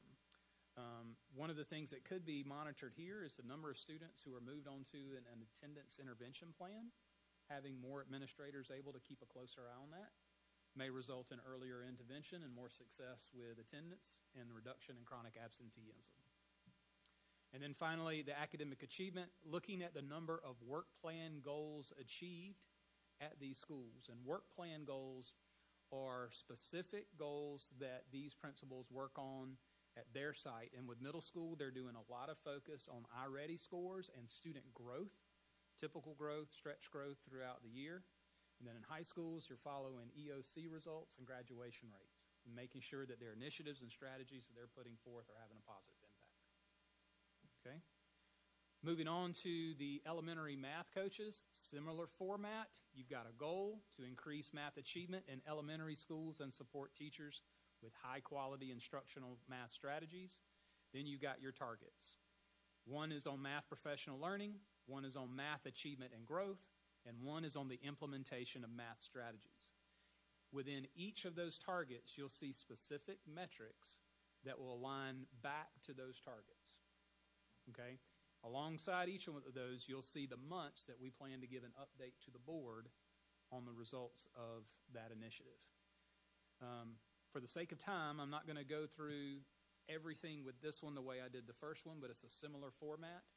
And if you look in your packet for the other initiatives, you will see a consistent format throughout. So this is our first stab at creating some metrics to kind of follow these initiatives.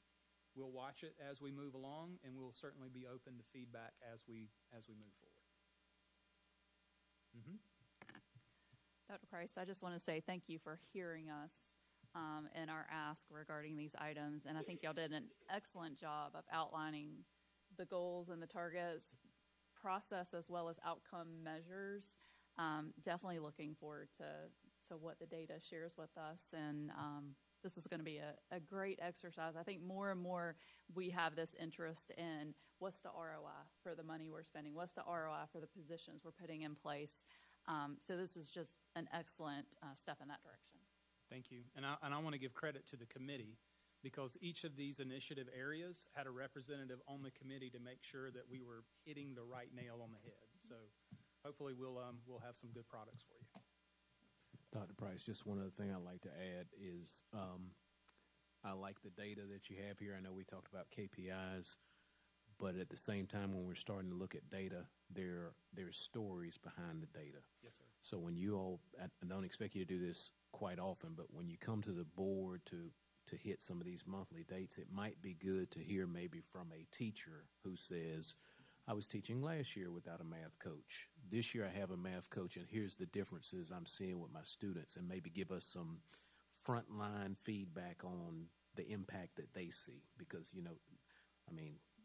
obviously the students are the ones we're serving, but I think our teachers are right there, so we need to hear from them and make sure that we're meeting their expectations also. So I've heard you say you don't want me to talk about strategic plan, and you'd rather somebody else talk about KPIs. So Madam Chair. I get the hint. Yes, sir. No, great. I agree with you 100% that there are stories behind the numbers, and we need to make sure that we tell those as well. Ms. Flashnick. I want to piggyback on what Ms. Shealy said. Thank you, because we were very vocal about this, and I was very impressed by all the information we received. I just have two very quick questions. And this is more just the way that I think my brain works. I know that Mr. Rice's brain works this way, like A, B, C. Are we starting, is it fair to say that with all of these, we're kind of starting with no baseline data because maybe we were measuring certain things, but we don't really have like a baseline metric for everything? Is that fair to say? For some. Can I give an example of that? Yes. So, like the special education retention stipends is one that we're collecting like the retention rate for that, and we're collecting vacancies on that. So, a retention rate is something we can pull, and we can pull it at, over time, 23, 24, 24, 25, 25, 26. When we went this year, and I was talking to Dr. Price about this the other day, I can pull a vacancy rate for a date and time this year pretty clearly, and give you kind of rationale. And Dr. Rice, Mr. Rice talked about the stories of a day and what happened on those particular days. I can do that this year, and I used a date this year of 7/15. I picked a date this year. I can't go back and match that exactly 24-25 because we didn't know we were doing this in 24-25 for that exact date. I have some data close to that. I can do that next year on that exact day because I know what I'm doing. We can align pretty close, but to your point, if we're going to do baseline, we will have it from this year moving forward. We'll have close data in some points, and we'll have exact data in others, but just one more tout for that, though. In the kind of close data, we were at 11 vacancies, 24-25, 0 for 25-26. So we do have some great data points for that stipend for this year. But I think those are good examples of where we'll have to know moving forward that we might have some places that we might be a little off on that. And that might help the board, just an asterisk, like no baseline data for this one. My second question is, I know that you mentioned like iReady and things like that. We're kind of handcuffed to when we can have that data. I'm interested to know if the committee had any question or any discussion about like minor or major assessments, or is that just I don't want to burden people with data either. So, but I'm just curious if that is a possibility to at least get us some kind of academic performance while we wait. We had a little discussion about it. The thing with iReady and SC Ready is they're constant. The same all students are taking the same assessment. When you get into classroom assessments, while we're working in the direction of common assessments, we're not there across the board for every time we issue an assessment. So as you can imagine, all assessments are not created equal. And so it may be challenging to compare assessments in one class to another because of the differences that could exist.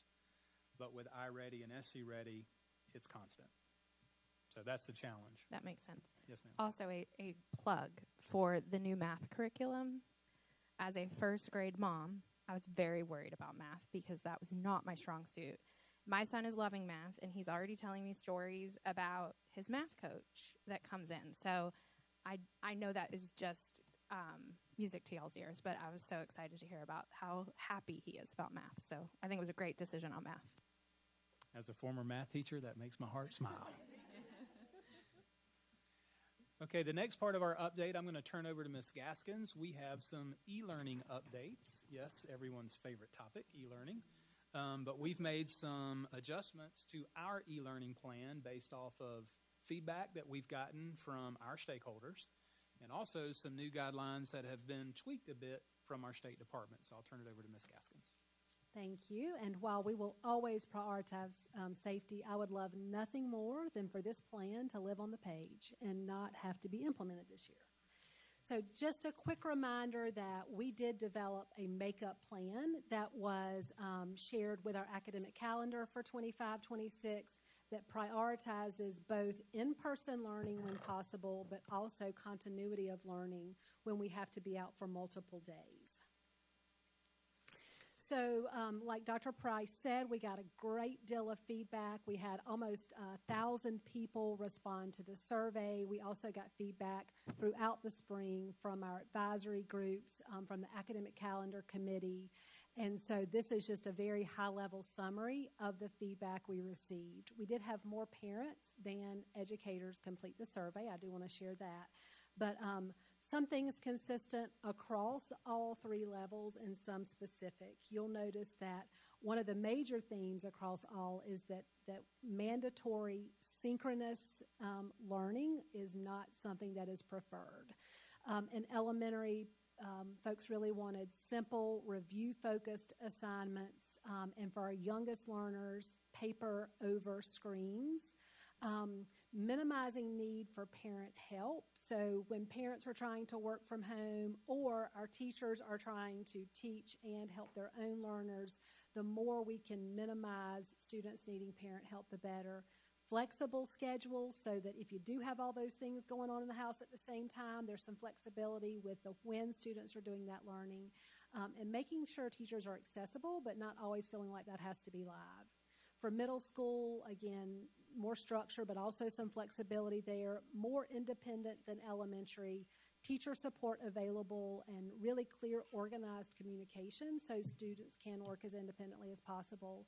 In high school, moving toward more full independence while also having the support of teachers available, again, but not always live, and making sure that work is meaningful and relevant across the board. One thing we heard is that we don't want busy work. So really finding that balance between what students can do independently without it being busy work. So that's a tall order, right?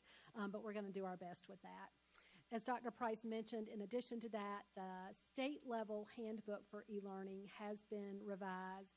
I want to thank Howard Bissell, our Director of Instructional Technology, for helping us get organized around these efforts, and he attended the webinar where they really outlined their expectations at the state level. So for students in grades K through 8, we should expect that they would work about 5.5 hours, and for students in 9-12, about 6 hours. 200 of those minutes should be more direct instruction through video, reading, listening, and should be accompanied by clear instructions, video-based when possible. The remainder of time outside of that 200 minutes should be students engaged in things like studying, work completion, reading, those sorts of things. And that time is cumulative across subjects. So as we've worked on schedules and things for this year, we've thought about how much time in each class of the 200 minutes teachers would need to plan for, and then the time outside of that for the 5.5 or 6 hours.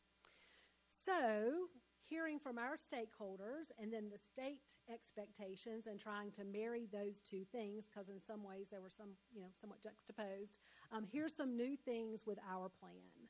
So schools will consistently communicate the daily schedule and big picture plan via Parent Square. We will send home paper assignments, which we're calling purposeful paper packets, if you like alliteration, in grades K2. They will be accompanied by live or recorded directions. So some teachers may go ahead and create those videos and post them with the assignments so that students can easily access those. Others may actually record during their morning meeting or during their office hours while they're explaining to whatever students show up for those sessions, and then post the recording. Assignments for grades 3 through 12 will be posted in the learning management system, and there will be opportunities for synchronous learning if students need that support through, again, morning meeting in elementary and some office hours in elementary also after the morning meeting, and then office hours in middle and high school. So that's going to be optional for students, not required, but available to all. Madam Chair, may I ask a question, Mrs. Gaskins? This is great, and thank you for all the information. If the e-learning day happens, like the decisions made in the morning, do the students just get that packet the next day that they go back?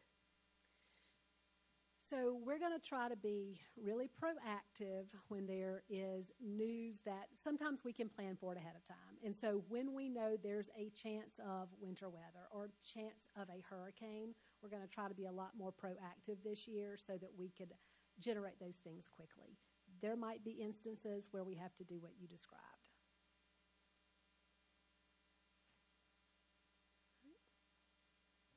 Any other questions? Did I miss anything, Mr. Bissell, that you'd like to add?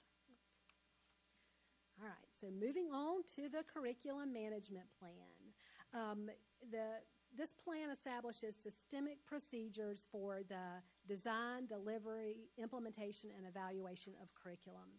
And it was a recommendation of our curriculum effectiveness audit. It was recommendation 2. And in that second paragraph, I want to highlight a few things because I think it's important for us to understand why that committee recommended that we have a curriculum management plan. It wasn't just because all districts should.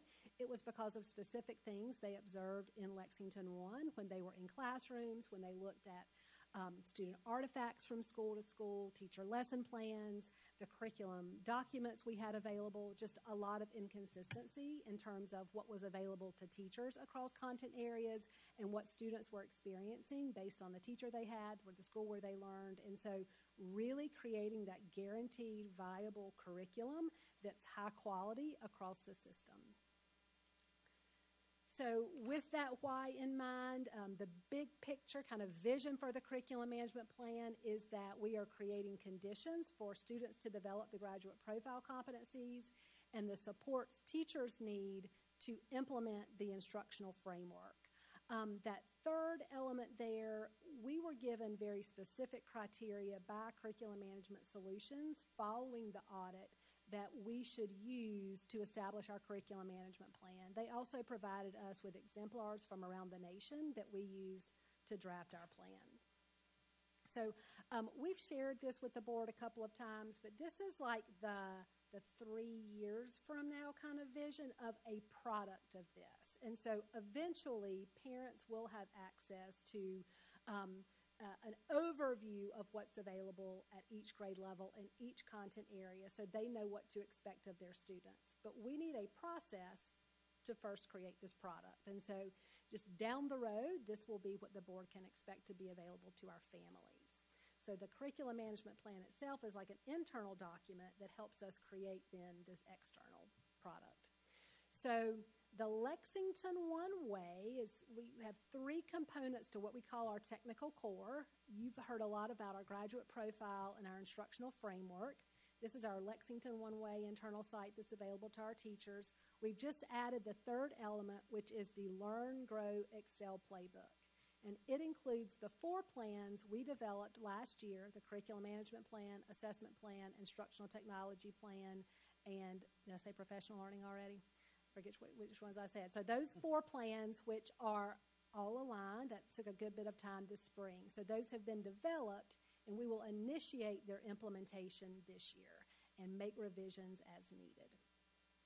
All right, so this is what, when you go to the Lexington One Way website and you open up the Learn, Grow, Excel playbook, this is a description of each of the plans and how they are aligned to each other. But tonight we're going to focus on mainly the curriculum management plan, and Matt is going to pull that up for us.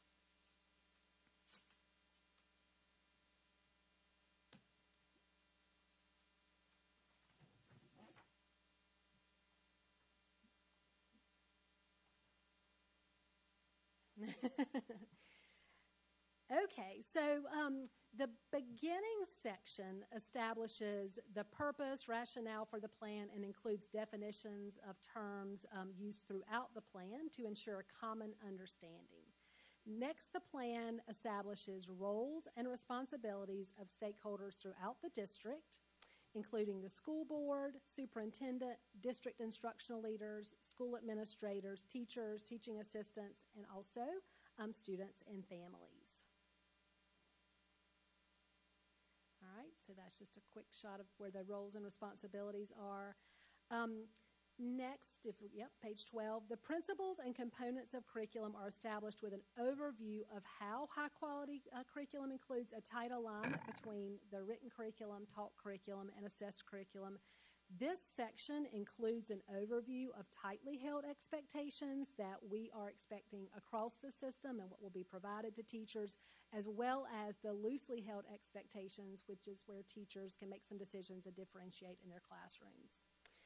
The section on the written curriculum establishes a process for planning, developing, implementing, and monitoring, as well as evaluating curriculum in a cyclical way, with a continuous improvement approach so that we're always looking for ways each year that we can improve the curriculum that has been developed. And we use a lot of teacher feedback, and that's outlined here, but from one year to the next in terms of ways that we can improve our curriculum frameworks. The section on the taught curriculum focuses on the implementation of the district's instructional framework, and there's some specific resources linked there too that help teachers implement with a variety of different types of learners as they're implementing the instructional framework. The assessment section focuses specifically on classroom assessment, understanding that there's also an assessment plan that's more comprehensive in nature and gives an overview of all the types of assessments that we use in the district. Lastly, the plan establishes curriculum revision cycles. We're super excited about this for each content area. This allows us to plan ahead for things like budgeting, staffing, establishing those curriculum development teams each summer. As we get information from the State Department of Education about standards revisions and what's upcoming, we will continue to revise this as needed so that this is a living document and we can plan for accordingly these curriculum revision cycles. As we implement this for the first time this year, we will be, again, making revisions throughout the year to improve it so that we can get better as we use this over time. Happy to answer any questions. Board, any questions for Ms. Gaskins? I don't really have a question, but I will make a comment. I really appreciate the work y'all have done on this. I like how it's spelled out, and I can tell y'all have taken a lot of time to look in this to manage our curriculums, and is very appreciative. Same. I just want to make a comment about, I guess it's slide 18, and how this is where we're headed. I'm really excited about this. Total transparency. That for me is huge. I know for most parents, you know, it's huge. So I look forward to getting to that point. So awesome work. Thank you. All right. Dr. Price, is that all for the superintendents? Yes, ma'am. Thank you. All right, great. Well, Ms. Miller, we'll turn it over to you for the finance report. All right. While we're waiting to get that pulled up, does the audience want to take a time to stand up? I know how pleasant these seats are, and so great time to do that. But this evening we have the finance update. This is just the start of the new fiscal year, so this is as of July 31st, 2025. You can see starting with our revenue, our numbers are still pretty low. It's the start of the fiscal year. We're local revenue that we have received, approximately $537,000, and then we've received about $12 million in state revenue, bringing it to a total of approximately $12.7 million. This is a summary format of the report that you receive as well each month. Again, the start of a fiscal year, there's really not anything to report here. As you can see, we haven't started collecting our local property tax revenue yet. We're at the start of the fiscal year, so we won't receive that money really until January. So we will receive, automobile taxes, but as far as the real property, we won't have that until later in the year. Moving on to expenditures, you have here your salary and benefits, supplies and capital, other purchase service and transfers. Have approximately $9 million of expenditures. One thing to point out here is your percentages. You can see the purple box there for our salaries and benefits usually is about 88%. It's only at 66%. It's the start of the year. We did not have our first full paycheck yet for all of our employees, including our teachers, so that number will start increasing and will level out as we anticipate to be around that 88 to 90%. Next is the summary detail. First month, there's really not anything to report there. Moving on to our general fund balance. Now, keep in mind, this is as of July 31st, so that's on that date at that time when we ran the reports. You'll see there was an approximate increase in the fund balance from June 30th of approximately $3.6 million. Now, we're still slated to use $11 million of the fund balance for the entire fiscal year. So this is not showing that we are trending to see the fund balance increasing this year. This is just showing at that time, if we were to cut things off with the information we have available, we did have an increase of $3.6 million. But right now, projections are still showing that we would use $11 million of the fund balance throughout fiscal year 26. Are there any questions before I move on? All right. Ms. Miller, I'm Yes, sorry. no problem. I'm trying to decide whether I put you on the spot and ask this question and make it a suggestion for next time. Okay. I love seeing year-over-year stuff or year comparison stuff. So I'm wondering for this general fund balance, can we see the plot lines for last year and then see how this year compares? Absolutely. Maybe in the future. But I'll go ahead and toss it out. Do you happen to remember what fund balance was this time last year? I don't, but That's I could totally look it fair. up. Okay. Yeah, but maybe next time have Okay. that comparison. That would be great. Great idea. I know we're at the beginning of the year, so it's really hard to determine. And I know that the fund balance, especially this time of year through January, is very kind of up and down. But what do you foresee the fund balance could drop to by December or January based on past? I would have to look at last year's numbers to see it. I know we did get down to our lowest point in, I believe it was October, is where we reached maintaining the assigned fund balance. So if we had used any of our fund balance for expenditures, we would have gone below the board policy of requirement of 16.67%. So typically from October through January of each year, you're just at the minimum requirement for unassigned fund balance. So if you were to use it, you would fall below that. Okay, thank you. And I think what Ms. Shealy said, that would kind of beneficial for information for us to have kind of compared to last year to this year. All right. And moving on to our last slide here with our update for the month is our procurement report. We have 2 months of data because we did not present this in July because we do not have a regular board meeting. So we have 2 months of data. And as you can see in August, you have the detailed report with you, but we had approximately just over 500 procurement transactions. That's the teal bar there for August, and 18 of those were unauthorized. And so what that means is those transactions have to be ratified by the Chief Procurement Officer, which in our district is myself, the Chief Financial Officer, up to a threshold of $100,000. I do that each month. That's what this report is about. Anything that would be over that amount would have to go to the board, and we'll talk about that later this evening as well. Any questions? All right, board. Thank you, Ms. Miller. Ms. Roof, do we have any citizens' participation? No, ma'am. Okay. We will move on to action items. And do I hear a motion for the board to authorize the sale of General Obligation Bond Series 2025B? Madam Chair, I move for the board to authorize the sale of General Obligation Bond Series 2025B. Do I have a second? Second. Thank you, Mr. Rice.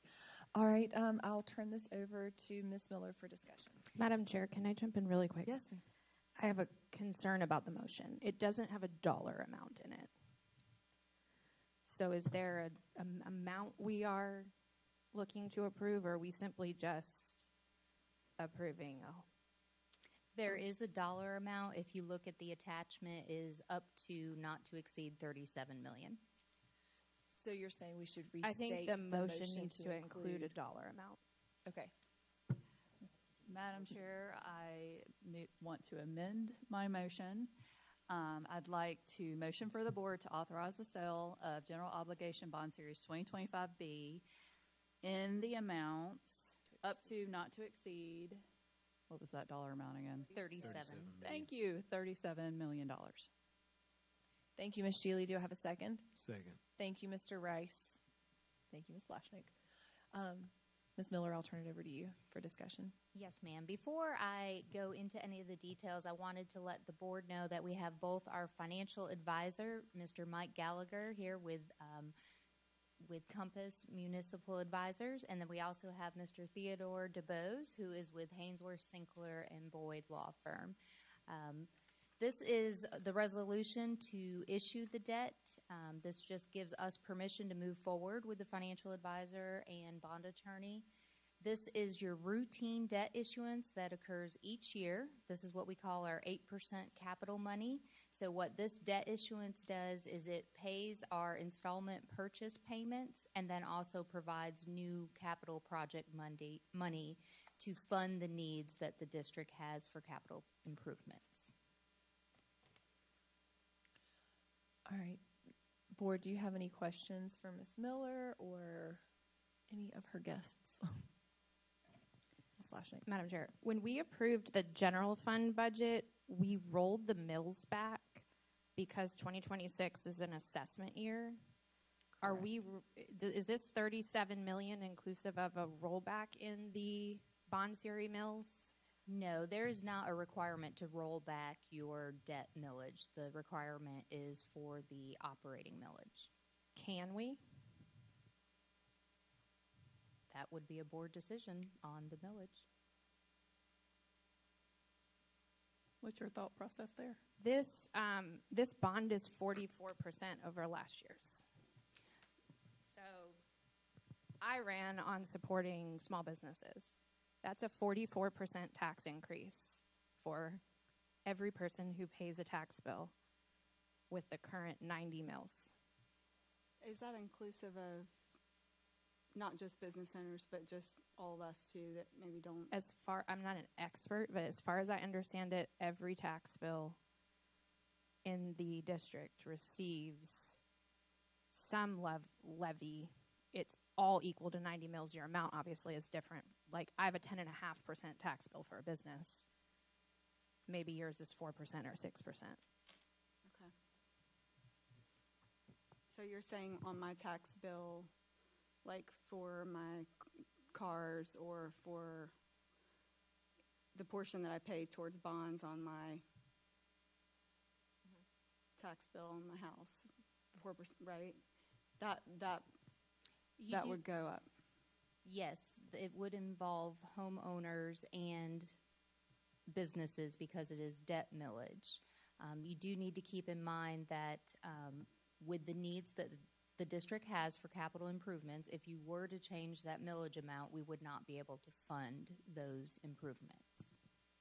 And then, Mr. DeBose, you look like perhaps you had something you wanted to add. You'll just need a mic. The microphone, just perfect.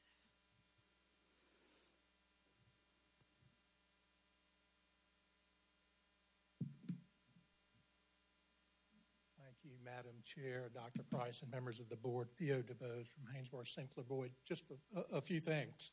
Ms. Miller is correct. The rollback millage law in South Carolina explicitly does not apply to bond issues.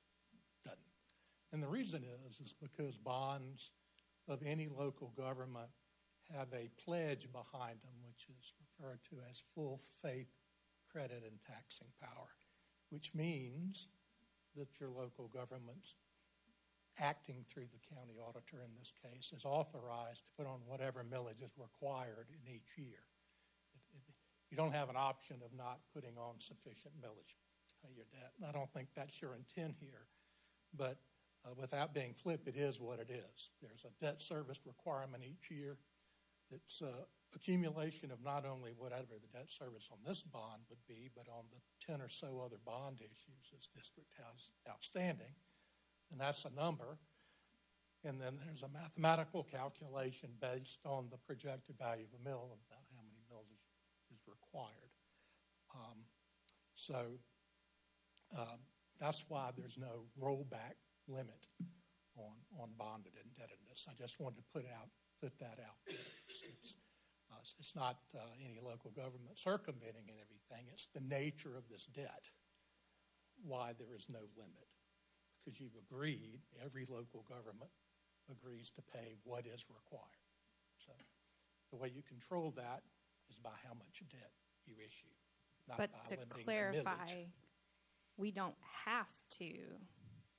Like, Of that 37 million, how much of that is money that the district's going to be able to use for projects versus fees and interest payments? Well, the 37 million doesn't include any interest payments. These are very short-term bonds. They're issued, mid-September? Mr. Gallagher and paid off the 1st of March. Mike Gallagher from Compass can help you with the numbers if you'd like to discuss that. Thank you. To give you a little clarification of how the dollars break out, of this $30 million is new money for capital projects. There's $2.4 million to service the 2013 installment purchase revenue bonds, and another $3.1 million to service the 2015 installment purchase revenue bonds. So, my math's not great, as I said earlier. 5.5 million-ish in fees to service the bonds? No, ma'am. No. You said 2.4 and 3.1? Sorry, can you repeat those? There's a total of $35,571,000 that breaks down as $30 million for new money for capital projects, $2.4 million for 2013 IPRB, $3.1 million for the 2015 installment purchase revenue bonds. And part of the resolution also authorizes your borrowing later in the fiscal year, which would be Series 2026A, and that would be just under $500,000. So we're in an educational setting. Can somebody explain this to me like I'm a kindergartner? Agreed. Because I am having a hard time understanding why we have to, and please, I'm not trying to put words in your mouth, so tell me if I'm saying it wrong. Why do we have to issue $37 million? You don't have to issue 37. You're going to be issuing 35.5 or $36 million. There'll be another $500,000 that will be issued next year to make the interest payments.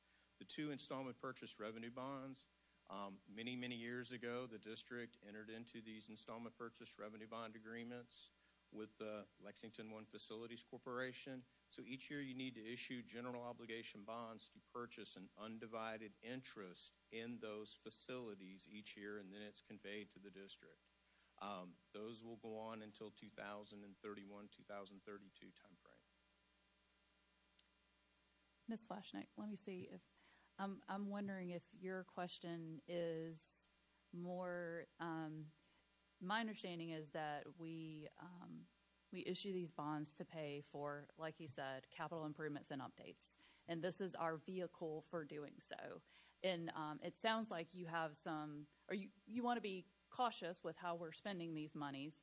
And so there's 2 things I'm thinking. One, we dig into the list of what they're wanting to pay for with this bond money and scale it back. Or 2, are there alternate routes to pay for these operational updates, impact fees, whatever that may be? We may have to be creative.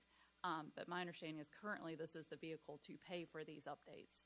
And so, tell me if I'm hitting any of this wrong. She's also asking about rollback. Well, I guess what I'm getting at, very just elementary, for lack of a better way to say it, is if in previous years, like if you go back to 21 or 22, one year when we looked at these bonds, we took a backwards number. So we actually it was like a decrease of 2.8%. The next year it was an increase of 8%. This is an increase of 44%. Can somebody explain to me how we jumped from 8 to 44?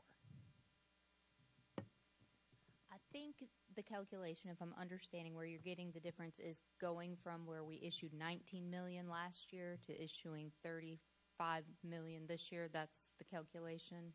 I don't have the exact numbers in front of me, but I was looking at each of the bond resolution cover pages from this one that we have, the one that was approved last year, the one that was approved before that. That's how I got those calculations. So what that's saying is we have that amount of money available that we, with the millage that we are currently collecting, if the district has needs of improvements, you can have that tax levied and collect that money to pay for those improvements. And so I think what you'll see in the next section where we talk on the agenda, we have a list of $30 million of capital projects that the district knows right now we need, and then we also have an additional, I believe it's $22.8 million of projects that we know are coming that we're not asking for right now, but those are needs that the district has. So this is the vehicle, as Ms. Shealy had said, to fund those projects. And so I fully understand and respect that. I know by state law we have to issue the bond before we can talk about the projects. We can't do projects if we don't have funding for it. So I understand that. Why did our project need, so what I hear you saying, and correct me if I'm wrong, our project needs have increased so significantly that this year compared to last year, we need 44% more dollars to handle improvements in our district? and I believe their list supports that need for the district. And Dr. Price, did you? I was just going to say, what you'll see is a list of projects that would be addressed with the sale of these bonds.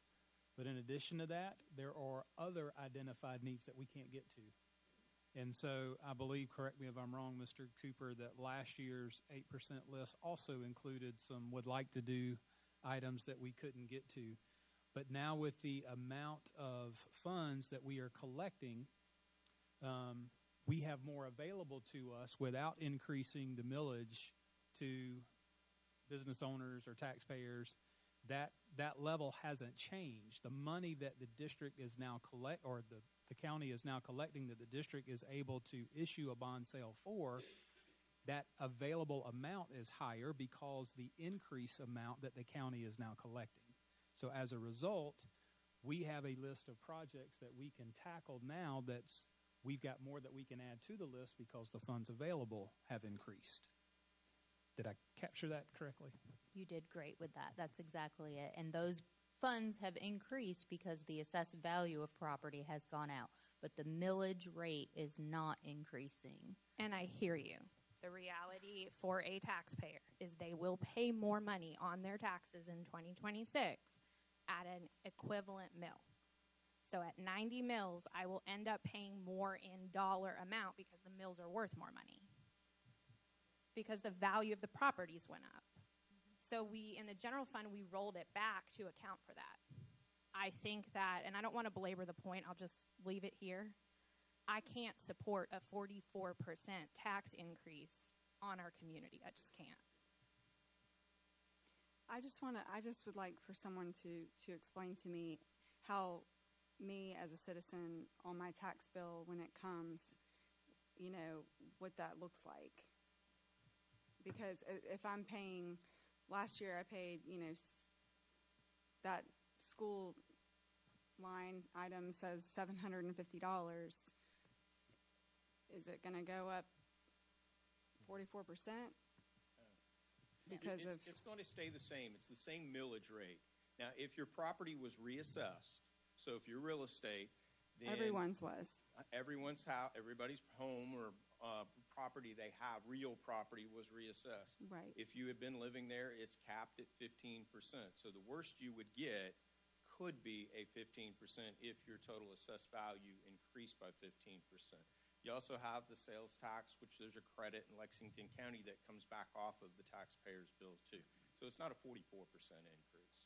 Does the credit come off the debt bonds as well? I thought it was only operations bond. The local option sales tax credit applies to debt. Okay. But it's 15% limited to primary residence if you live there. So for businesses, is it limited to a 15%? I don't think it is, but.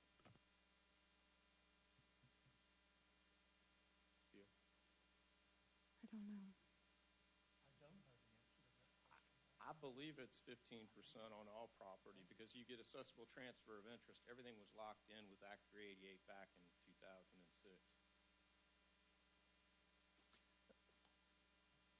Just another question. Does the 8% bonds, does it affect our sinking fund at all? It'll draw down your sinking fund. Pardon? It could draw down your sinking fund if there's an accumulated balance there. We work with Mr. Harmon's office to make sure that we stay within an acceptable range of roughly about 10%. Okay, so issuing these would bring the sinking fund down. Sir. Do we know what our sinking fund is right now, percentage-wise? Off the top of my head, I don't. Ms. Miller? I am looking at it. With this debt issuance, it is anticipated to be 8.6 million, I believe, which would be 10%. Thank you. That's like our general fund having 16.67%. So I might have a silly question, but so let's say, assume the board does not approve the issuance of this bond series. None of these projects can happen, essentially. Is that, I mean, that's, Not yet, or not there's unless we another get some way, more or we could delay it. We could delay it a year, but then we'd be faced with the same question. We don't in a have to year. delay it a year. We could delay it a month to get some more information, because there's some questions that aren't answered tonight. Oh, you can't wait a month. Is that what you're saying? If I might, general obligation bonds in South Carolina fit a cyclical schedule that is tied to the issuance of tax notices. In Lexington County, the auditor likes to have the debt service requirements for any new bonds by early September. So in order to go forward, at whatever level the board chooses, the resolution approved tonight will go forward, and we have a bond sale scheduled for the first week in September, and then get that bond issue closed so the county auditor can get the tax notices printed and out the door. So it's not a matter of being able to come back in a couple of months. I think a number of school districts in South Carolina find themselves in the same place in August. We need to get the bonds issued so that the millage can go on the tax notices and the tax notices can go out the door. Madam Chair, quick little researcher over here was able to do a quick search about the 15% cap, and that does, I don't want to take, Ms. Garris did this, it does apply to businesses with, quote, important nuances, which really applies to if you sold the business, then there would be that cap may not apply. But according to our research quickly here, that 15% does. Just wanted to. Any sale of property removes that 15% cap. Okay. So, Ms. Blashnick, knowing of the 15% cap, does that make you feel better about? Again, I don't want to belabor the point. I stand where I stand. I don't feel comfortable with this much of a amount increase.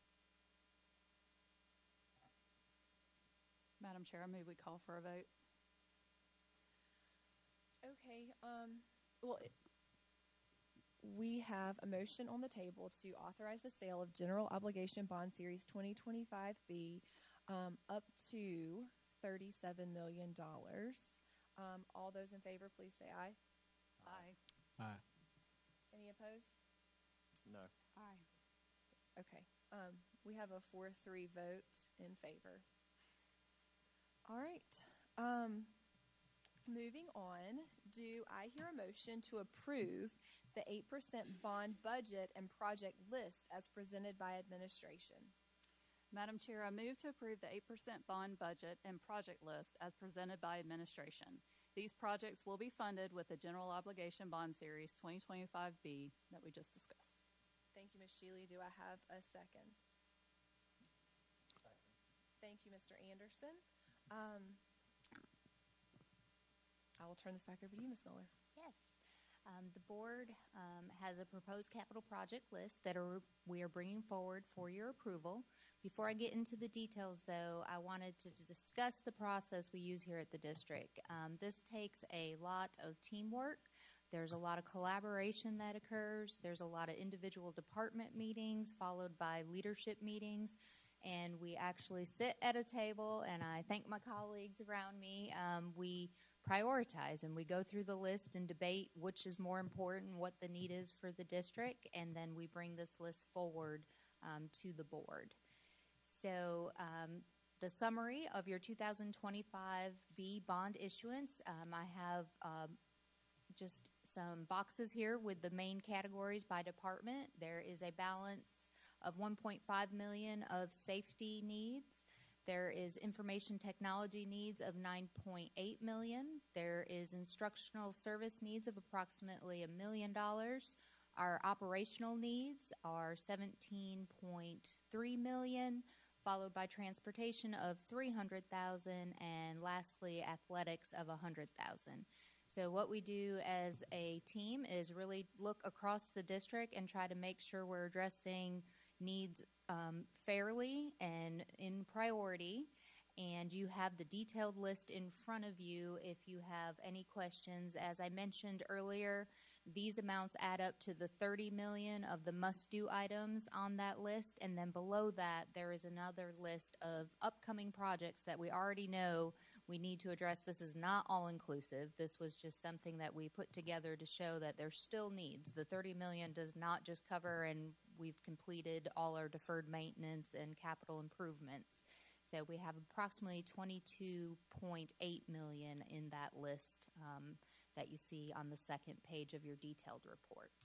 And then we also wanted to make sure we shared our plan here as we go forward this fiscal year, starting this evening with our project list, our budget request, and then you'll receive updates throughout this fiscal year, one being in November, followed by March, and then in June. So you will receive information on these projects, and I believe the projects we already have going on as well. And with that, I will turn it over if there are questions. So I have a general question. You started to answer, Ms. Miller, with we sit down, we get together, we talk about what goes on the list, what doesn't. Just a general question about process, maybe more so for Dr. Price. Are we basically looking at what has to be done and coming up with a number? I'm not throwing a stone, I'm asking a question. Or do we look at the number and come up with a list to fit the number? I'll actually probably let Mr. Cooper say something about this, not to put him on the spot, but I know we did a lot of research this year and had third parties helping us come up with these dollar amounts so that we can have good projections. Again, they are projections. When you have capital projects, especially in these dollar amounts, they're not going to come in exactly. There's going to be things that we encounter that we were not aware of. So they are projections, but Mr. Cooper? Yes, we look at what is most critical. We look at the needs first because the number that we come up with when we look at those needs prior to prioritization in terms of what we must begin acting on immediately, you would call that an ugly number. It is much higher when we look at that. So it is certainly looked at with needs. We were of the benefit on the operations side of being in the middle of our facility study, where we have walked our campuses and have much more formally collected needs for the facilities. Now, some of those are needs that can be addressed in 2, 3, 4 years, but they're upcoming.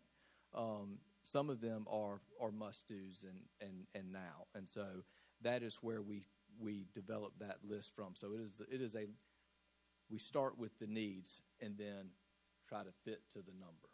Mm-hmm. This year, what Ms. Miller alluded to, because if you look at the list, you do see looks a little smaller than the previous two lists that I've had involvement with. It is a shorter list in terms of the number of projects. There's some larger ones. So we did engage with an outside party to look at some of those projects, not to give us a quote, but to give us an estimate. Because a lot of these, these large projects, roofing projects, things of that nature, there's going to be an architectural component to them where you fine-tune that. But we did have an outside group look at those and give us estimates based upon the rough scope that we could provide.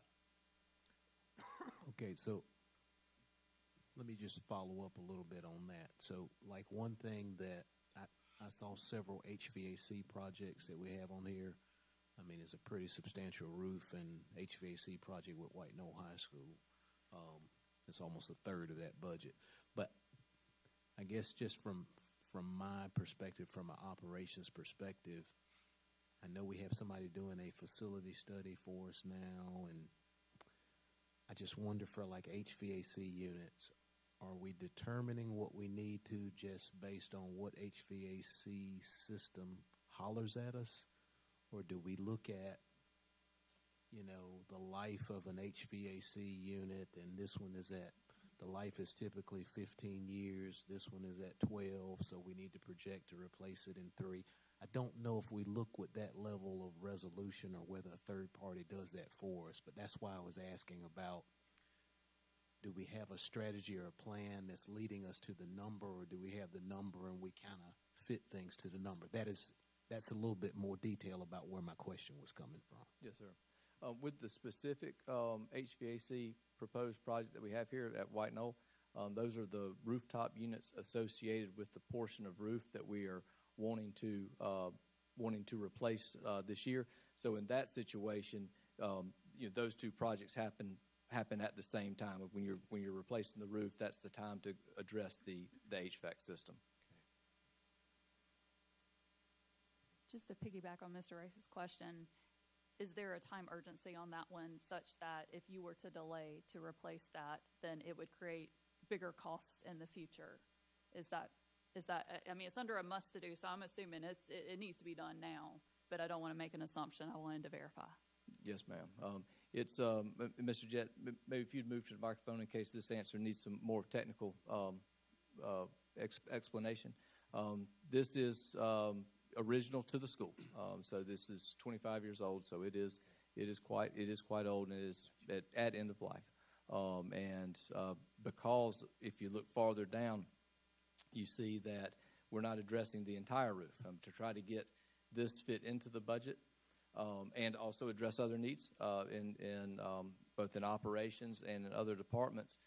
We have a phase 2 of that roof planned out as well that we would need to do. So what we have done with that roof is we have prioritized the areas that are causing us the most problems, that are most critical to replace now, and would like to do that this year, knowing that the remainder, with the exception of the new addition, that the remainder would be addressed the following year. And Mr. Jett, is there anything I've misspoken or you would like to add? I think you covered it well.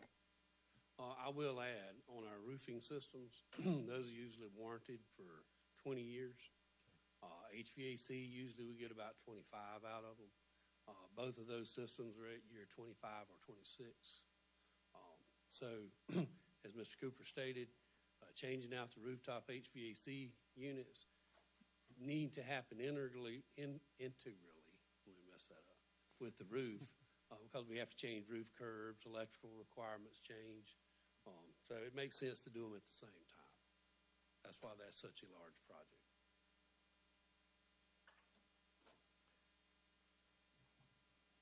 I got a comment then a question. So one thing you'll learn about me is we won't always agree on our votes on the board, but once the board votes, however it votes, I'm always supportive of that vote because that's how a board operates. So with this question, and we're talking about needs, and the only reason I bring this up is we're talking about there's a lot of stuff on here, but the turf fields, you got White Knoll here, and then Gilbert, right there in the next line for the upcoming project needs. Is the need for a field at White Knoll more important for a need at field at Gilbert just because of how the fields are? Or are we basing that specifically on like White Knoll's 5A and where Gilbert's 4A? So it's both. So yes, White Knoll High, larger school, larger number of student athletes. One thing about that particular surface, though, it may be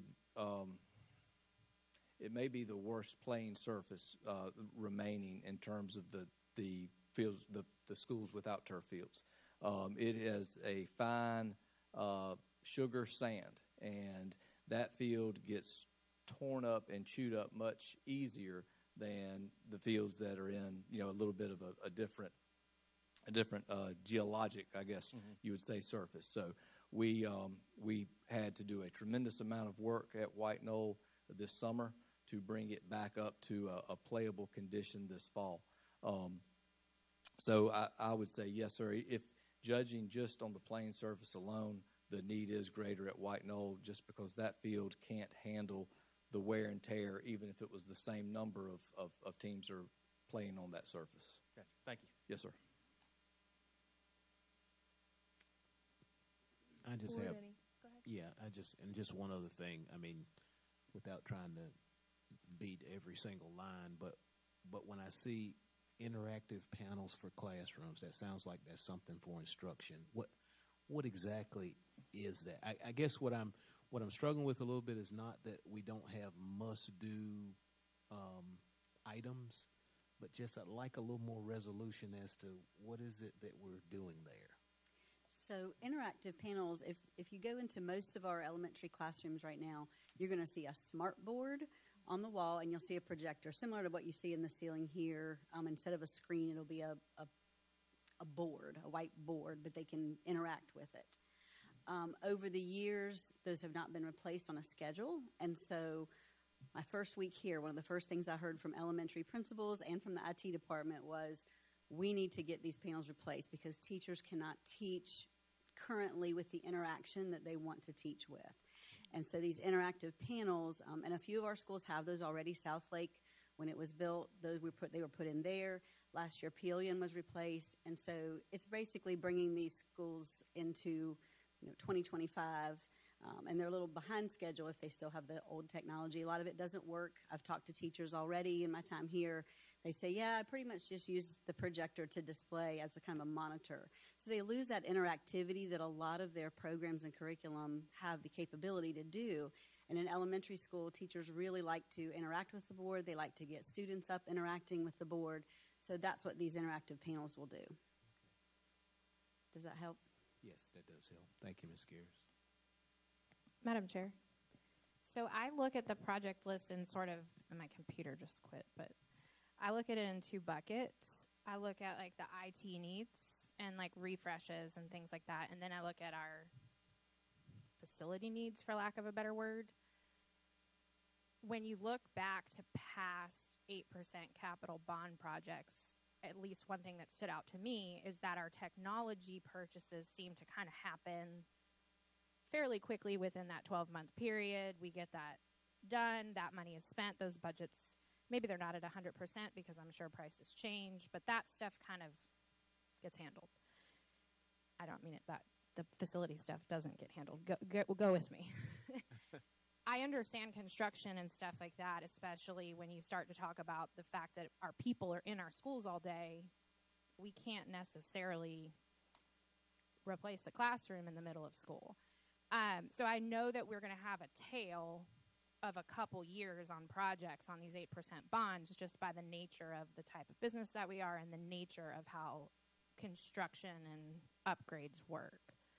My question is, given that we know there's that kind of a tail, what is the harm, and be bluntly honest with me, I'm looking at Mr. Cooper and Dr. Price, what is the harm in us taking a quick pulse pause on approving the project list exactly as it is? Not saying, not voting no, not voting fully yes, while we wait to get some of like the facilities study stuff back, because my fear is that we spend money and then the facility study comes back and we find out that that money could have actually been better spent based on the findings of the facility study.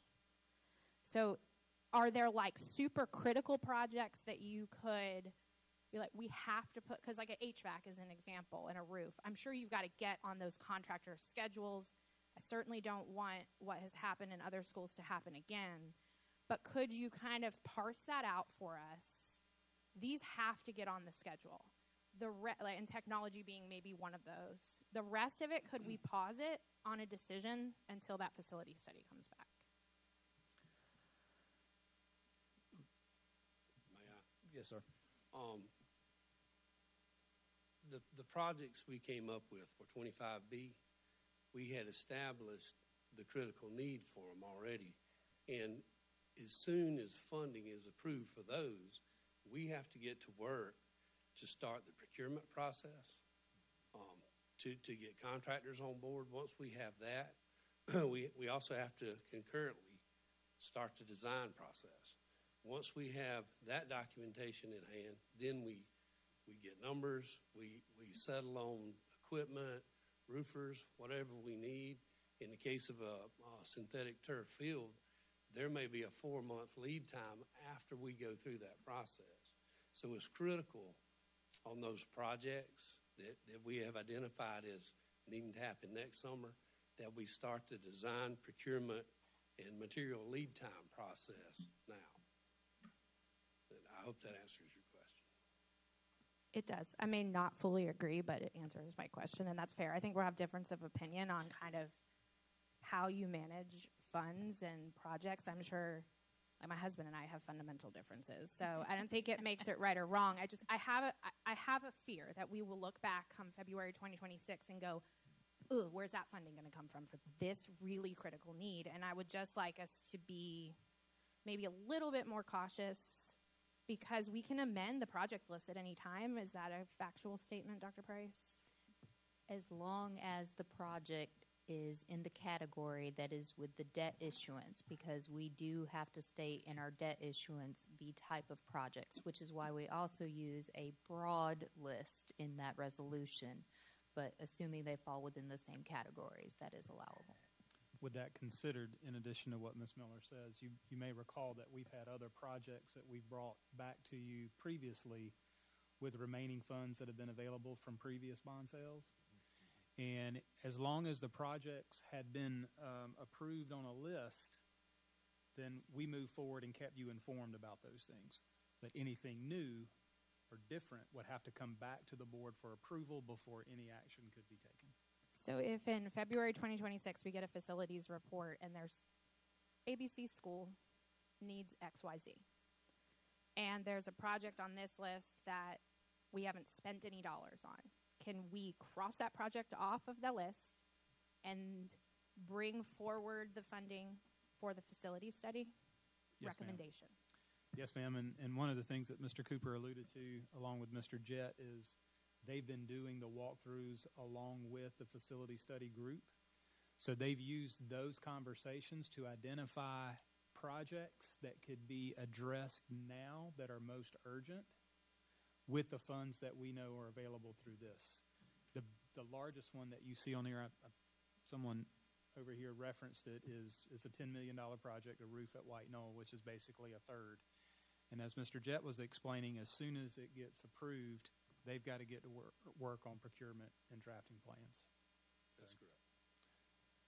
And did I hear you say the roof and HVAC on White Knoll, and I think y'all repeated it twice, is the original units from when the school was built? The rooftop units. Yeah, the rooftop, the rooftop. I just had one last question, and it's probably for Ms. Garris.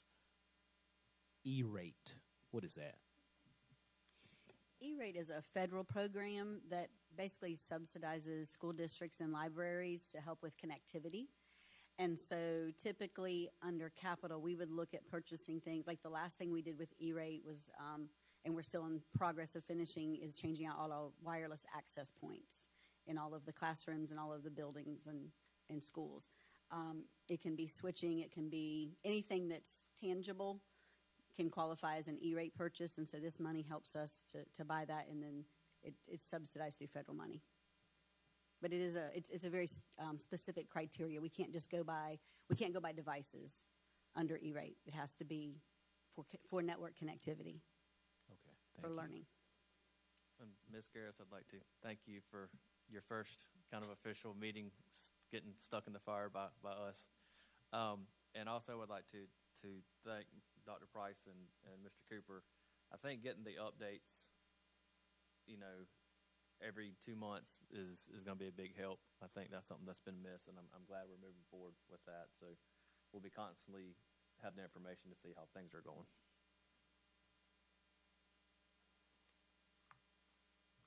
All right, board. Any other questions or comments at this time? We have a motion on the table to approve the 8% bond budget and project list as presented by administration. All those in favor, please say aye. Aye. Any opposed? All right, and the motion carries. Do I hear a motion to approve the 2025-2026 Minority Business Enterprise Plan as presented by the administration? Madam Chair, I move to approve the 2025-2026 Minority Business Enterprise Plan as presented by administration. Thank you, Ms. Shealy. Do I have a second? Second. You got 3 of them. Mr. Rice, thank you. Ms. Miller. Yes. First, I'd like to thank Mrs. Beth Marsh Franklin for working so hard on one of the many items in procurement. This is something that she's responsible for in drafting. This is from a requirement in our South Carolina Consolidated Procurement Code, which requires that school districts have a procurement code that is substantially similar to the state code. And then there are regulations that we must have a certified minority business and formulate a minority business enterprise utilization plan, also known as the MBE plan. This plan must be approved by the board annually, and this plan has had no changes from last year, so it should look very familiar to those who have seen this in the past, and we are bringing it forward tonight for your approval. Thank you, Ms. Miller. Board, do you have any questions or comments regarding the Minority Business Enterprise Plan? I do not. I'm just glad we have one. Thank you, Mr. Rice. All right, hearing nothing. All those in favor of approving the 25-26 Minority Business Enterprise Plan as presented by the administration, please say aye. Aye. Any opposed? And the motion carries. Do I hear a motion to ratify 2 capital projects to resolve an auditing technicality as required by the Procurement Code? Madam Chair, I move to ratify the Pleasant Hill Middle School lighting project and Central Services parking lot project from fiscal year 25, 2 time-sensitive, prior board-approved projects awarded under master contracts to resolve an auditing technicality as required by the Procurement Code. Thank you, Ms. Shealy. Do I have a second? Second. Mr. Rice, thank you. Ms. Miller. Yes, earlier this evening in part of the monthly finance update, we had the slide that talked about the procurement report with the unauthorized procurements. So what we have here in this section is 2 procurements that exceeded the threshold that the CPO, CFO are allowed to approve. So we have to, per the procurement code, bring those forward to the board to be approved. Now, what we have is 2 transactions that we need the board to ratify. These transactions, it's a standard protocol to close out the paperwork for the audit. So what happened with these 2 transactions is the work began before we had the signed purchase order. As part of the motion you heard, these were projects that were on the capital project list. These were projects that we knew how we were going to pay for those. We had gone through the procurement process. It is the actual purchase order that was not prepared prior to the work beginning. There are needs across the district, and sometimes you have to look at those, and when with time sensitive, as you mentioned, and parking lots being empty during spring break to get work done, this is what happened in these situations, and we're just asking that the board look at those and in the best interest of the district to ratify those. Thank you, Ms. Miller. Board, do you have questions? Yes, Ms. Miller, just in general, obviously one project, there was a 30-day lag between the purchase order and the work beginning, and another was like 16 days. Is that a factor of our processes? I mean, does it take us that long to process POs, or is that just a kind of an omission where we just swung and missed, or how did those occur? Is just what I'm curious. It is going to be different between each situation depending on how the project is procured, where you are in if there's any amendments to the procurement contract, and so it can vary just depending on those situations. Ms. Miller, I'm sorry, just purely out of curiosity, yes. If we did not approve this or ratify it, then what?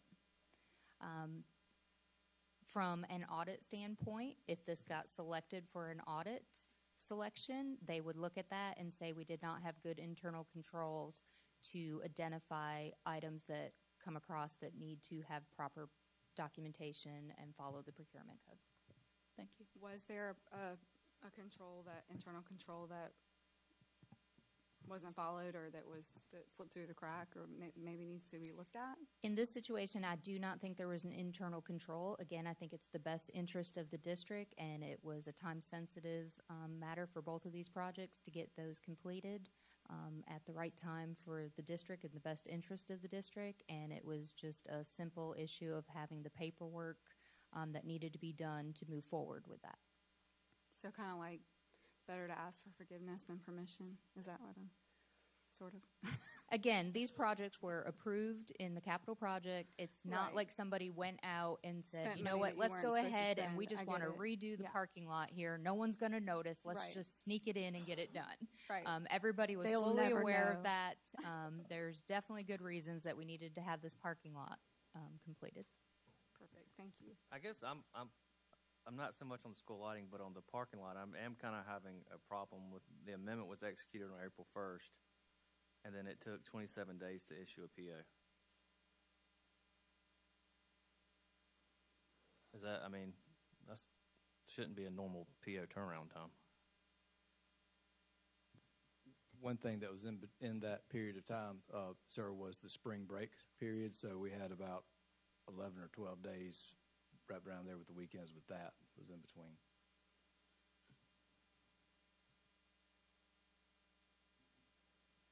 Okay. But the project began on the 12th, so we had 11 days to, when was spring break last year? The 12th was the first day of spring break. So we had 11 days before then to get a PO done, and we didn't do it.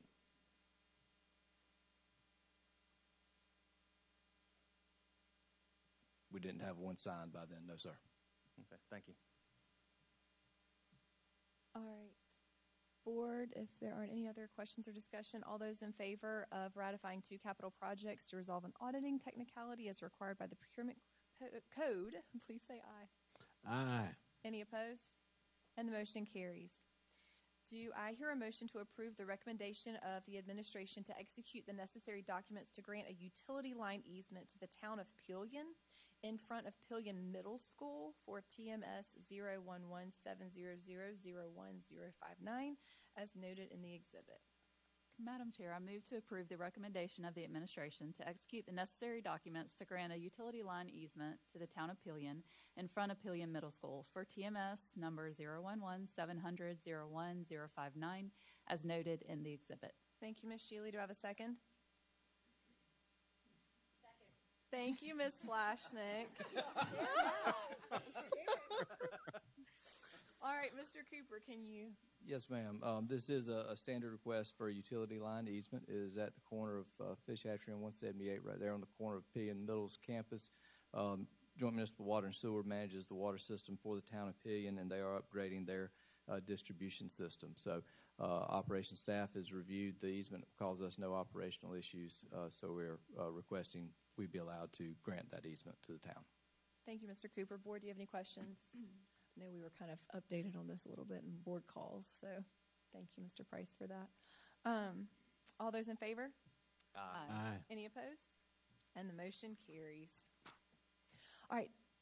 Next up is decisions regarding the 2018 bond referendum audit request for proposal evaluation process. And so before we get into any motions or action on this, I'm going to turn it over to Dr. Price to kind of talk us through this. Thank you, Madam Chair. Dr. Price, before you Yes, sir. begin, I do want to say one thing. Should this procurement come up in front of the procurement review panel that I'm a part of, I will be recusing myself from the procurement review panel. Thank you, Mr. Pizzuti. And it's a great segue before I jump into this. Just as a reminder, Mr. Pizzuti is the board's designee to serve on the protest panel. So once the if the bid is awarded and there's a protest, Mr. Pizzuti will be the board's designee to serve on that. So therefore, he should not be participating in the evaluation of the submissions. I think what he was No, saying. you're doing the exact opposite of what I said. I am recusing myself from the protest committee on this RFP. That, okay, Yeah. gotcha. Yeah. Sorry. Yeah. Okay. All right. So, Just a quick question. So if he recuses himself as the chair, who steps in as the chair? the board would have to appoint someone, is that correct? Yes. Thank you. everybody together now? Someone like someone else, not someone else on the board. It would only be for that one procurement. Hey, Just for that- Madam Just for Chair. that- just Yeah. for Just this for that one, thing. if there's a If it comes protest. up, it would just, yeah. If there's a protest. But he could appoint. We could appoint someone else, not on this board, correct? Hey, Madam Chair, point of procedure. We don't have a motion on the floor. I think you turned it over to Dr. Price. We Correct. probably have to hold some discussion until we get a motion on the floor. Thank you, Ms. Plashnik. Okay, we'll come back. So, quick review of where we are on the 2018 bond referendum project. So, this was a project that the board decided that they wanted to take on. We went through the process to identify the specific things we wanted to have reviewed. And I wanted to do a quick review of standard operating procedures. You all know that Ms. Marsh Franklin is our procurement officer for our district. And she's got standard operating procedures that she follows anytime we're going through an RFP. You see the 5 different phases that are here. Phase 1 and 2 for this project have already been completed. We're at phase 3, where we're getting ready to receive and then go through the evaluation of proposals and then the decision to award. That's where we're bringing it back to you for next steps. The reason this one is a little bit different is because this was a board-initiated project. So what we need to do is to determine for phase 3, how does the board wish to be involved moving forward with phase 3, the reviewing of the proposals? So option 1, we had board members who were on the RFP drafting committee. That part is done. So normally, once an RFP is drafted and is put out, Mrs. Marsh Franklin assembles a team to review these. So if we go with standard operating procedures, the board's involvement is done, okay, for phase 3. But we assume that the board, since has been a part of this project from the beginning, that you might want to have some representation on the evaluation team. And if that is the case, then we need to look at option number 2 and then determine, does the board want to have representation on this? And if so, how many and whom would serve in that role? So before we move into phase 4 discussion, I want to present this to you to see if there's any questions about what would need to happen with regards to phase 3. If the board is done, doesn't want to be a part of the evaluation of the submissions, we'll follow standard operating procedures. But if you would like to have representation on that, you have the ability to do so. You would just need to take action. Right, we would need to make a motion to appoint Correct. a number of committee members and then a motion who those committee members would be. That is correct. Okay? Any questions about that part? No, I have a motion, though. but yes, go ahead. You got something to say? Nope, go ahead. So I'd like to move forward with a motion. I move that the full board serve as the evaluation panel for the 2018 bond referendum audit RFP, with administration providing technical and procedural support. So no. Okay. All right, Chris Rice. So I'm just making sure I have the motion written correctly. Appoint all 7 members to serve on the evaluation panel. I move the full. I just said Right, the full board. board. Full board. You're taking out so no district people, just with technical support, is what you said? Well, let's see. Maybe I need to amend my motion. I like the idea of our typical process of our evaluation, but I would like to have the full board involved with this one. So I guess I'm kind of trying to do both, if that makes sense. So if I had to amend my motion, I guess I'd say I move that the board appoint the full board to serve on the evaluation panel along with other qualified individuals for the 2018 bond referendum RFP audit. Okay, and so Ms. Flashnick, you second that? All right, board, we're going to open that up for discussion. Does anyone have any thoughts to share regarding all 7 board members serving on the evaluation panel? I'll speak up first. Do we need to let her speak first? No, you can go ahead. Okay. It was always my understanding that once we were, the committee was through the RFP process, that we would then bring it back to the full board to get, kind of do it together, get through the rest of it, and, everyone be a part. So I fully support that motion. Before we call for a vote, I believe either Ms. Miller or Mrs. Pinckney Reese would like to add something. I think it's a combination over here. With the change in Mr. Pizzuti recusing himself from the protest review panel, we would have to know who's going to serve on that, and that person would have to recuse themselves from being on the evaluation panel for this RFP. So policy states someone from the board has to be on the procurement review panel? We can't appoint that, or the district can't, what's the right word? This is not the right word. Give this to the superintendent on behalf of the board? No?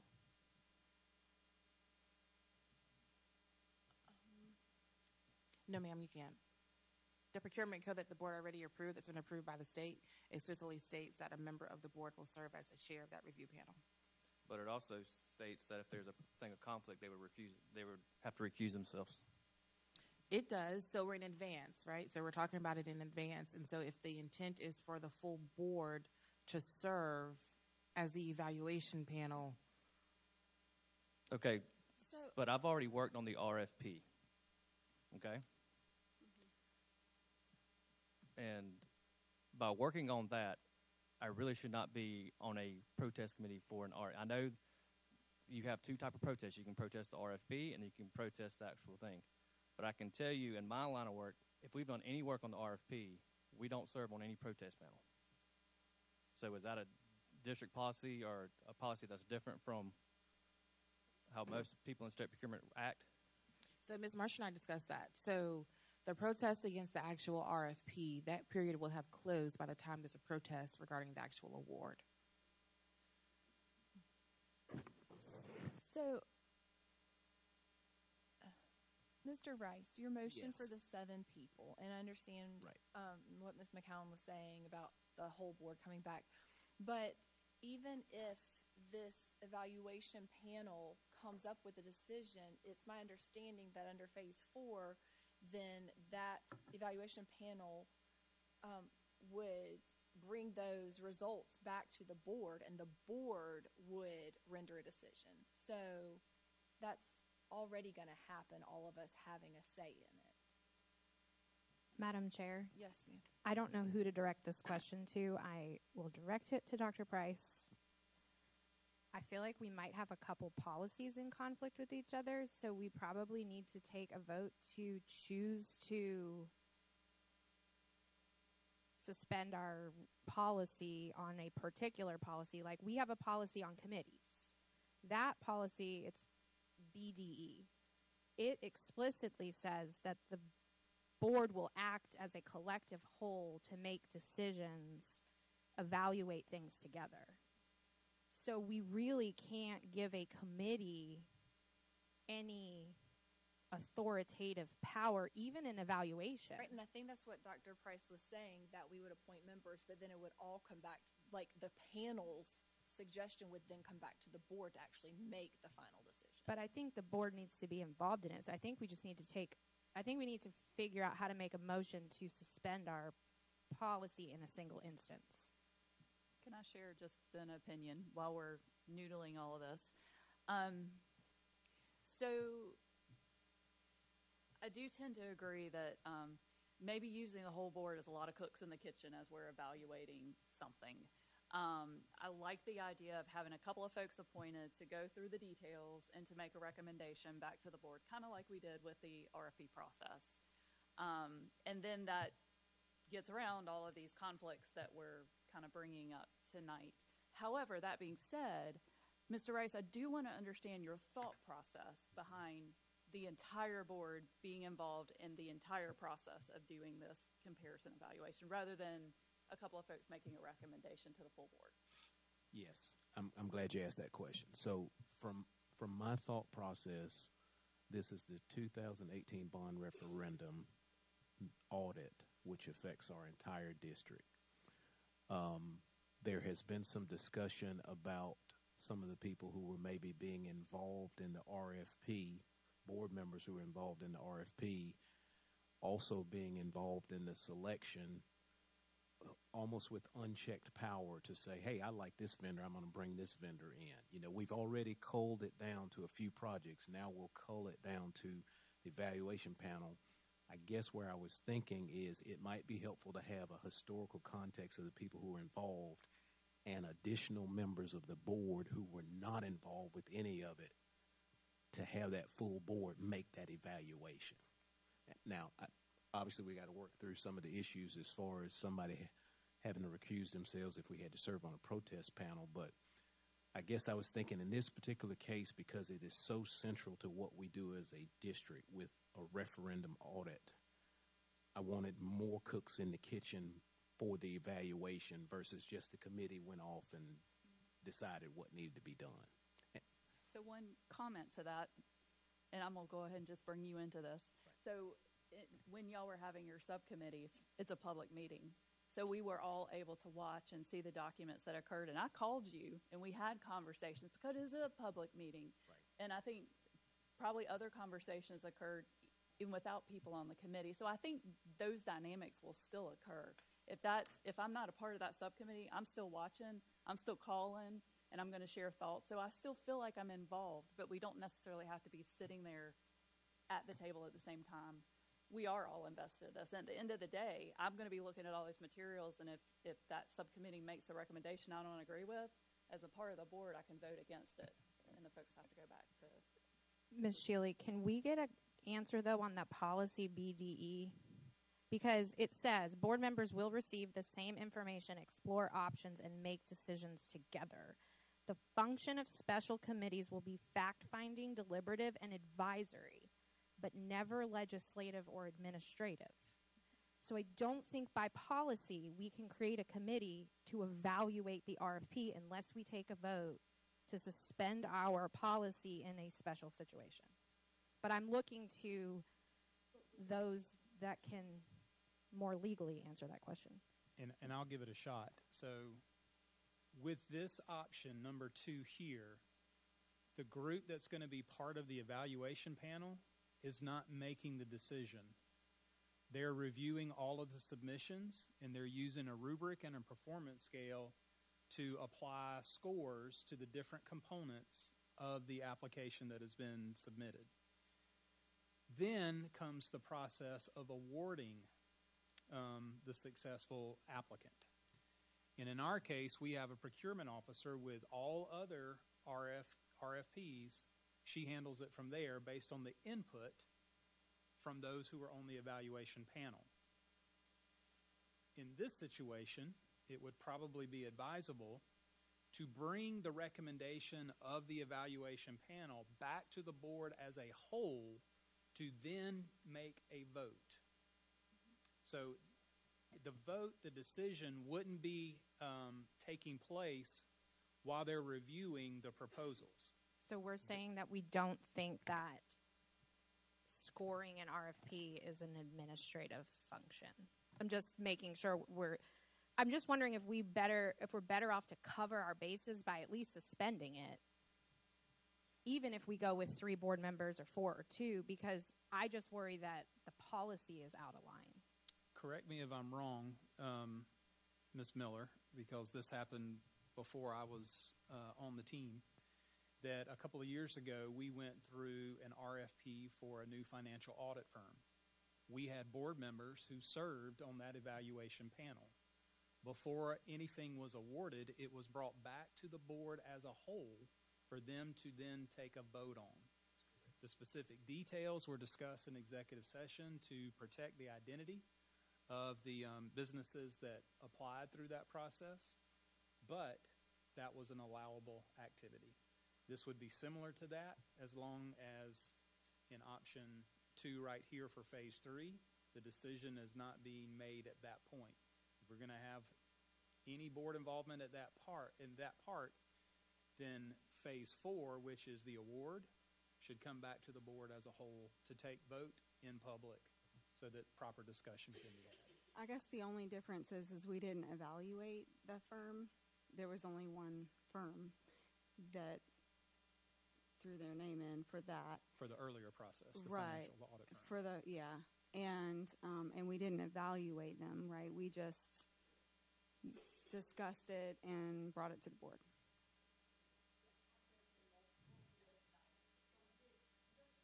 We did negotiate, yes. But do you have something to say? I was just going to say regarding the policy BDE versus the procurement code. The procurement code is specifically for the procurement process, so I think the board is covered by following the procurement code. I guess at the end of the day, for me, the most important thing is that all 7 of us are present and able to vote when it comes down to what we recommend, who we bring as a recommendation for what firms to vote on. So to me, that's the most important thing.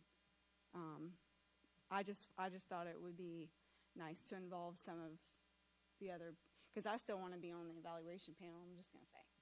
But I thought it would be cool to have everybody involved, but if y'all don't want to be, I can't make you. So I don't know that it's a not want to be. I think it's that a few things is we do get to be, because we do get to, go into executive session and y'all say, hey, we've seen this one, this one, this one, and here's the pros and the cons and all of that type of stuff. So, Madam Chair, I'm thinking about what Dr. Price said about the next phase is the rubric. You're scoring by the rubric, and I guess once everyone scores by the rubric, then our procurement director basically says, based on this scoring, is it as simple as this person has the highest score, so that is the person who is awarded, or is it different? Am I missing something? After you all have gone through and done your scoring on the rubric, I have the scores, and I will calculate the highest ranked offerer, right? So then I have to go through and do responsibility checks to make sure that they're a responsible offerer. So there are references involved, I'll call references, and then also negotiations. So not necessarily the person that you all may see on your scorecard is the highest ranked. They may be the highest ranked, but it may go down based on some things that I have to do administratively, if that makes sense. Okay. They may not be responsible to fulfill the contract that we're asking them to do. So those are all procurement things that we have to do. Would you do that before or after the collective board votes? Before. So I will only bring, or we will only bring to the board who is the highest responsive and responsible offer at that time that can be awarded a contract.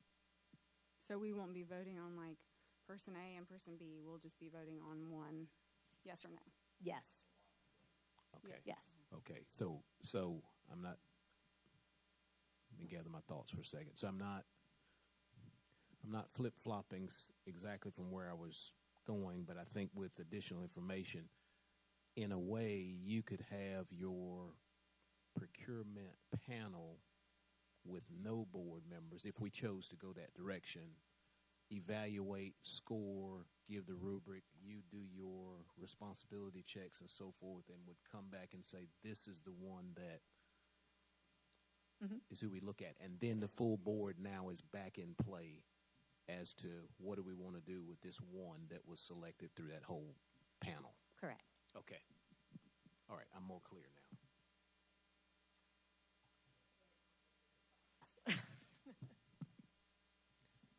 So we have a motion on the table. Can I jump? Yes. One question. For those that don't feel like the whole board should serve, which I hear some of you have concerns about that, which is fair, what do we feel then the alternative? I think the board needs to stay involved. Agree. I think completely getting the board out of the picture is not the right option. So what do we feel like the right option is as far as the number of people or who those people are?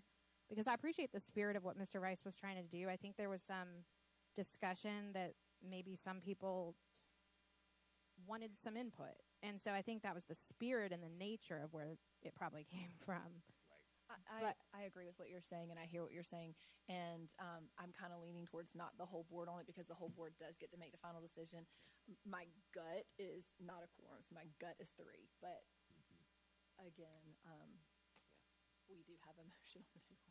Yeah, we do have a motion on the table. Just to toss out, since you asked the question, I'm fine with the same 3 members serving on this. But if there are other people who want to be included, I think it's good to know that too. Yes, agree. I would be supportive of other members wanting to join. So if we do want to amend it to 3, do we need to just amend the motion? Do we need to call for the vote? Withdraw it? Yeah. Okay. And before you withdraw it, so we can have discussion one more time, I would personally like to be involved. I had hoped to be involved at the start. We couldn't have 4. Correct me if I'm wrong, this wouldn't be public anyway because it would happen in executive session, or the scoring would be public? Like, would we have to live stream the scoring if, because the problem with 4 was it being a public meeting? No, it'll be an No, that would be So- privileged content. It'll be executive session. So it's not a problem to have 4. There are parts of the meeting that will be live streamed because board members are involved. But when it gets into the confidential discussion of the parties who've applied, that's private.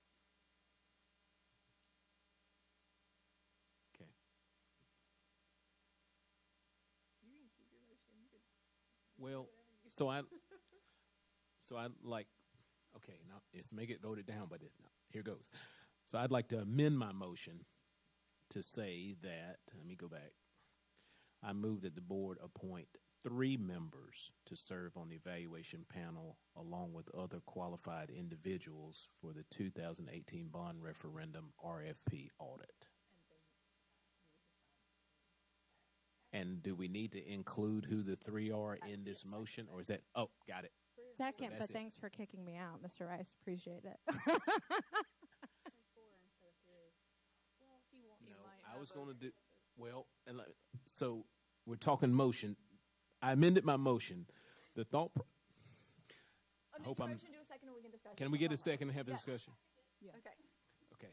All right. So the discussion point was, I am thinking, I could be wrong, but I'm thinking if Mr. Pizzuti is in this position where if there was a protest, he has to end up recusing himself because he's involved, and you just mentioned that you were interested in potentially serving, that the 3 might potentially be you, myself, and Ms. McCown. However, I don't want to step on Mr. Pizzudi's toes, so if he really feels like he needs to dig his heels in and be on it, I'm willing to step off of the evaluation and let the 3 of you do it. Mr. Rice, I will for these 3, I have no problem backing off until we can straighten out my part down the road. Okay. So Okay. So that's my thought process on that motion. Sorry. Okay, we have a motion and a second on the table that the board appoint 3 members to serve on the evaluation panel along with other qualified individuals for the 2018 bond referendum RFP audit. Do all those in favor, please say aye. Aye. Aye. Any opposed? Madam Chair, I will abstain at this time. Okay, we have 1 abstention. All right, the motion carries. Okay. Do I hear a motion for the board to appoint certain board members to serve on the evaluation panel? You want me to do that one too? Yes, sir. I move that the board appoint board members Chris Rice, Katie McCown, and Mackenzie Flashneck to serve on the evaluation panel. Thank you, Mr. Rice. Do I have a second? Second. Thank you, Ms. Shealy. Any discussion? All those in favor? Any Aye. opposed? And the motion Madam carries. Chair, I will Yes. abstain at this time. Oh, thank you. 1 abstention. All right.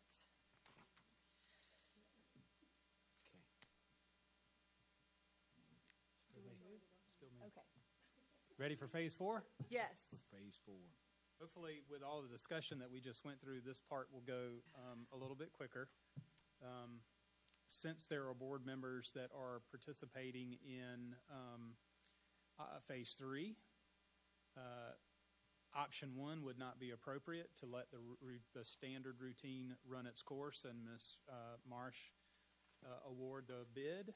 So now we look at option 2, which would be that she will bring back the results of the evaluation panel process to present to the board as a whole, and then the board would then, as a whole, take a vote on whether or not to award and who to award it to.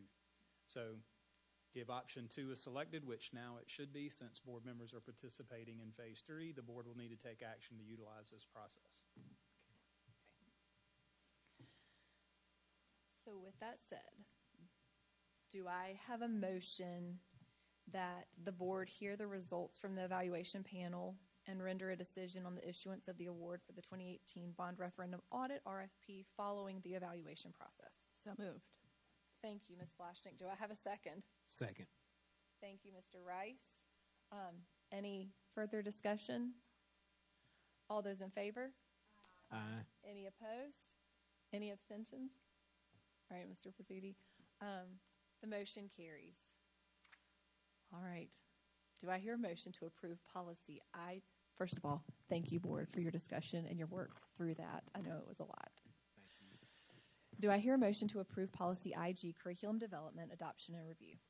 Madam Chair, I move to approve policy IG, curriculum development, adoption, and review. Thank you, Ms. Shealy. Do I have a second? Second. Thank you, Mr. Rice. Ms. Gaskins. The recommended revisions to this policy come from the same recommendation we discussed earlier from the curriculum effectiveness audit. And additional revisions have been made since first reading to incorporate board feedback. Those are mainly around a stronger alignment between the language in the curriculum management plan and the policy, and also around the organization and kind of streamlining the flow and formatting. And so thank you for the feedback on that, and those changes have been made. In the audit recommendation, it states that the board should include in its policy that the board should formally adopt curricula prior to implementation. And I want to explain why we did not go with that recommendation in the policy. So in South Carolina, our timeline for approving academic standards, getting instructional materials in place, often leaves us with the only option for the curriculum development to happen in summer, and we also like to involve our teacher teams to develop that curriculum. That would not give you time to review and approve curriculum before our teachers need it in their hands. And so we've written it into policy so that the superintendent or his designee will approve the curriculum. Okay, so I wanted to explain that. Thank you, Ms. Gaskins. Board, do you have any questions? I know this is second reading, so we've had other opportunities to provide feedback. Do you have other questions or comments for Ms. Gaskins at this time? Madam Chair, I just want to say a very big thank you to Mrs. Gaskins and Dr. Price. I think we get a lot of feedback as a board from constituents, and I think sometimes people maybe feel like their voices aren't heard, but this was definitely an example of how the general public was very much well heard, and the administration did a ton of work to make sure that this policy aligned with some of the feedback that some of us as board members were receiving. So thank you for hearing, listening, and working towards a solution. All right, board, all those in favor of approving policy IG, curriculum development, adoption, and review, please say aye. Aye. Any opposed? And the motion carries. According to policy KBE, support organizations, the board authorizes the formation of cooperative support organizations that enhance the district's educational program, including but not limited to booster clubs, parent-teacher organizations, parent support groups, business-school partnerships, and education foundations. The board encourages administration and staff to be supportive and accommodating to the activities of these organizations. Each group will be required to submit the name of the group, school, the organization supports, purpose of the organization, and names and positions of the organization's officers, including the financial officer, to the superintendent no later than August 1st of each year. Groups who fail to register by the August 1st deadline will be prohibited from dispersing monies raised to benefit school or district programs. In this list, board, we've received this list for information. The Board of Trustees monthly board meeting on October 21st, 2025 will be held in the auditorium of North Lake Community Center in anticipation of a larger than usual number of recognitions during honors and achievements. Members of the board will be attending the South Carolina School Boards Association 2025 School Law Conference this weekend, August 23rd and 24th in Charleston. Welcome back to the 25-26 school year. This year's off to a great start, and we want to wish all of our students a successful school year, and we appreciate our teachers and staff as they play their role in guiding our students to learn, grow, and excel. With that, do I hear a motion to adjourn? Madam Chair, I'd just like to share this. That after tonight, I want to quote my late Uncle Elmer, my brain's hurt. I move that we adjourn. Thank you, Mr. Anderson. Do I have a second? Second. Thank you, Mr. Rice. All those in favor? Aye. Any opposed? Meeting adjourned.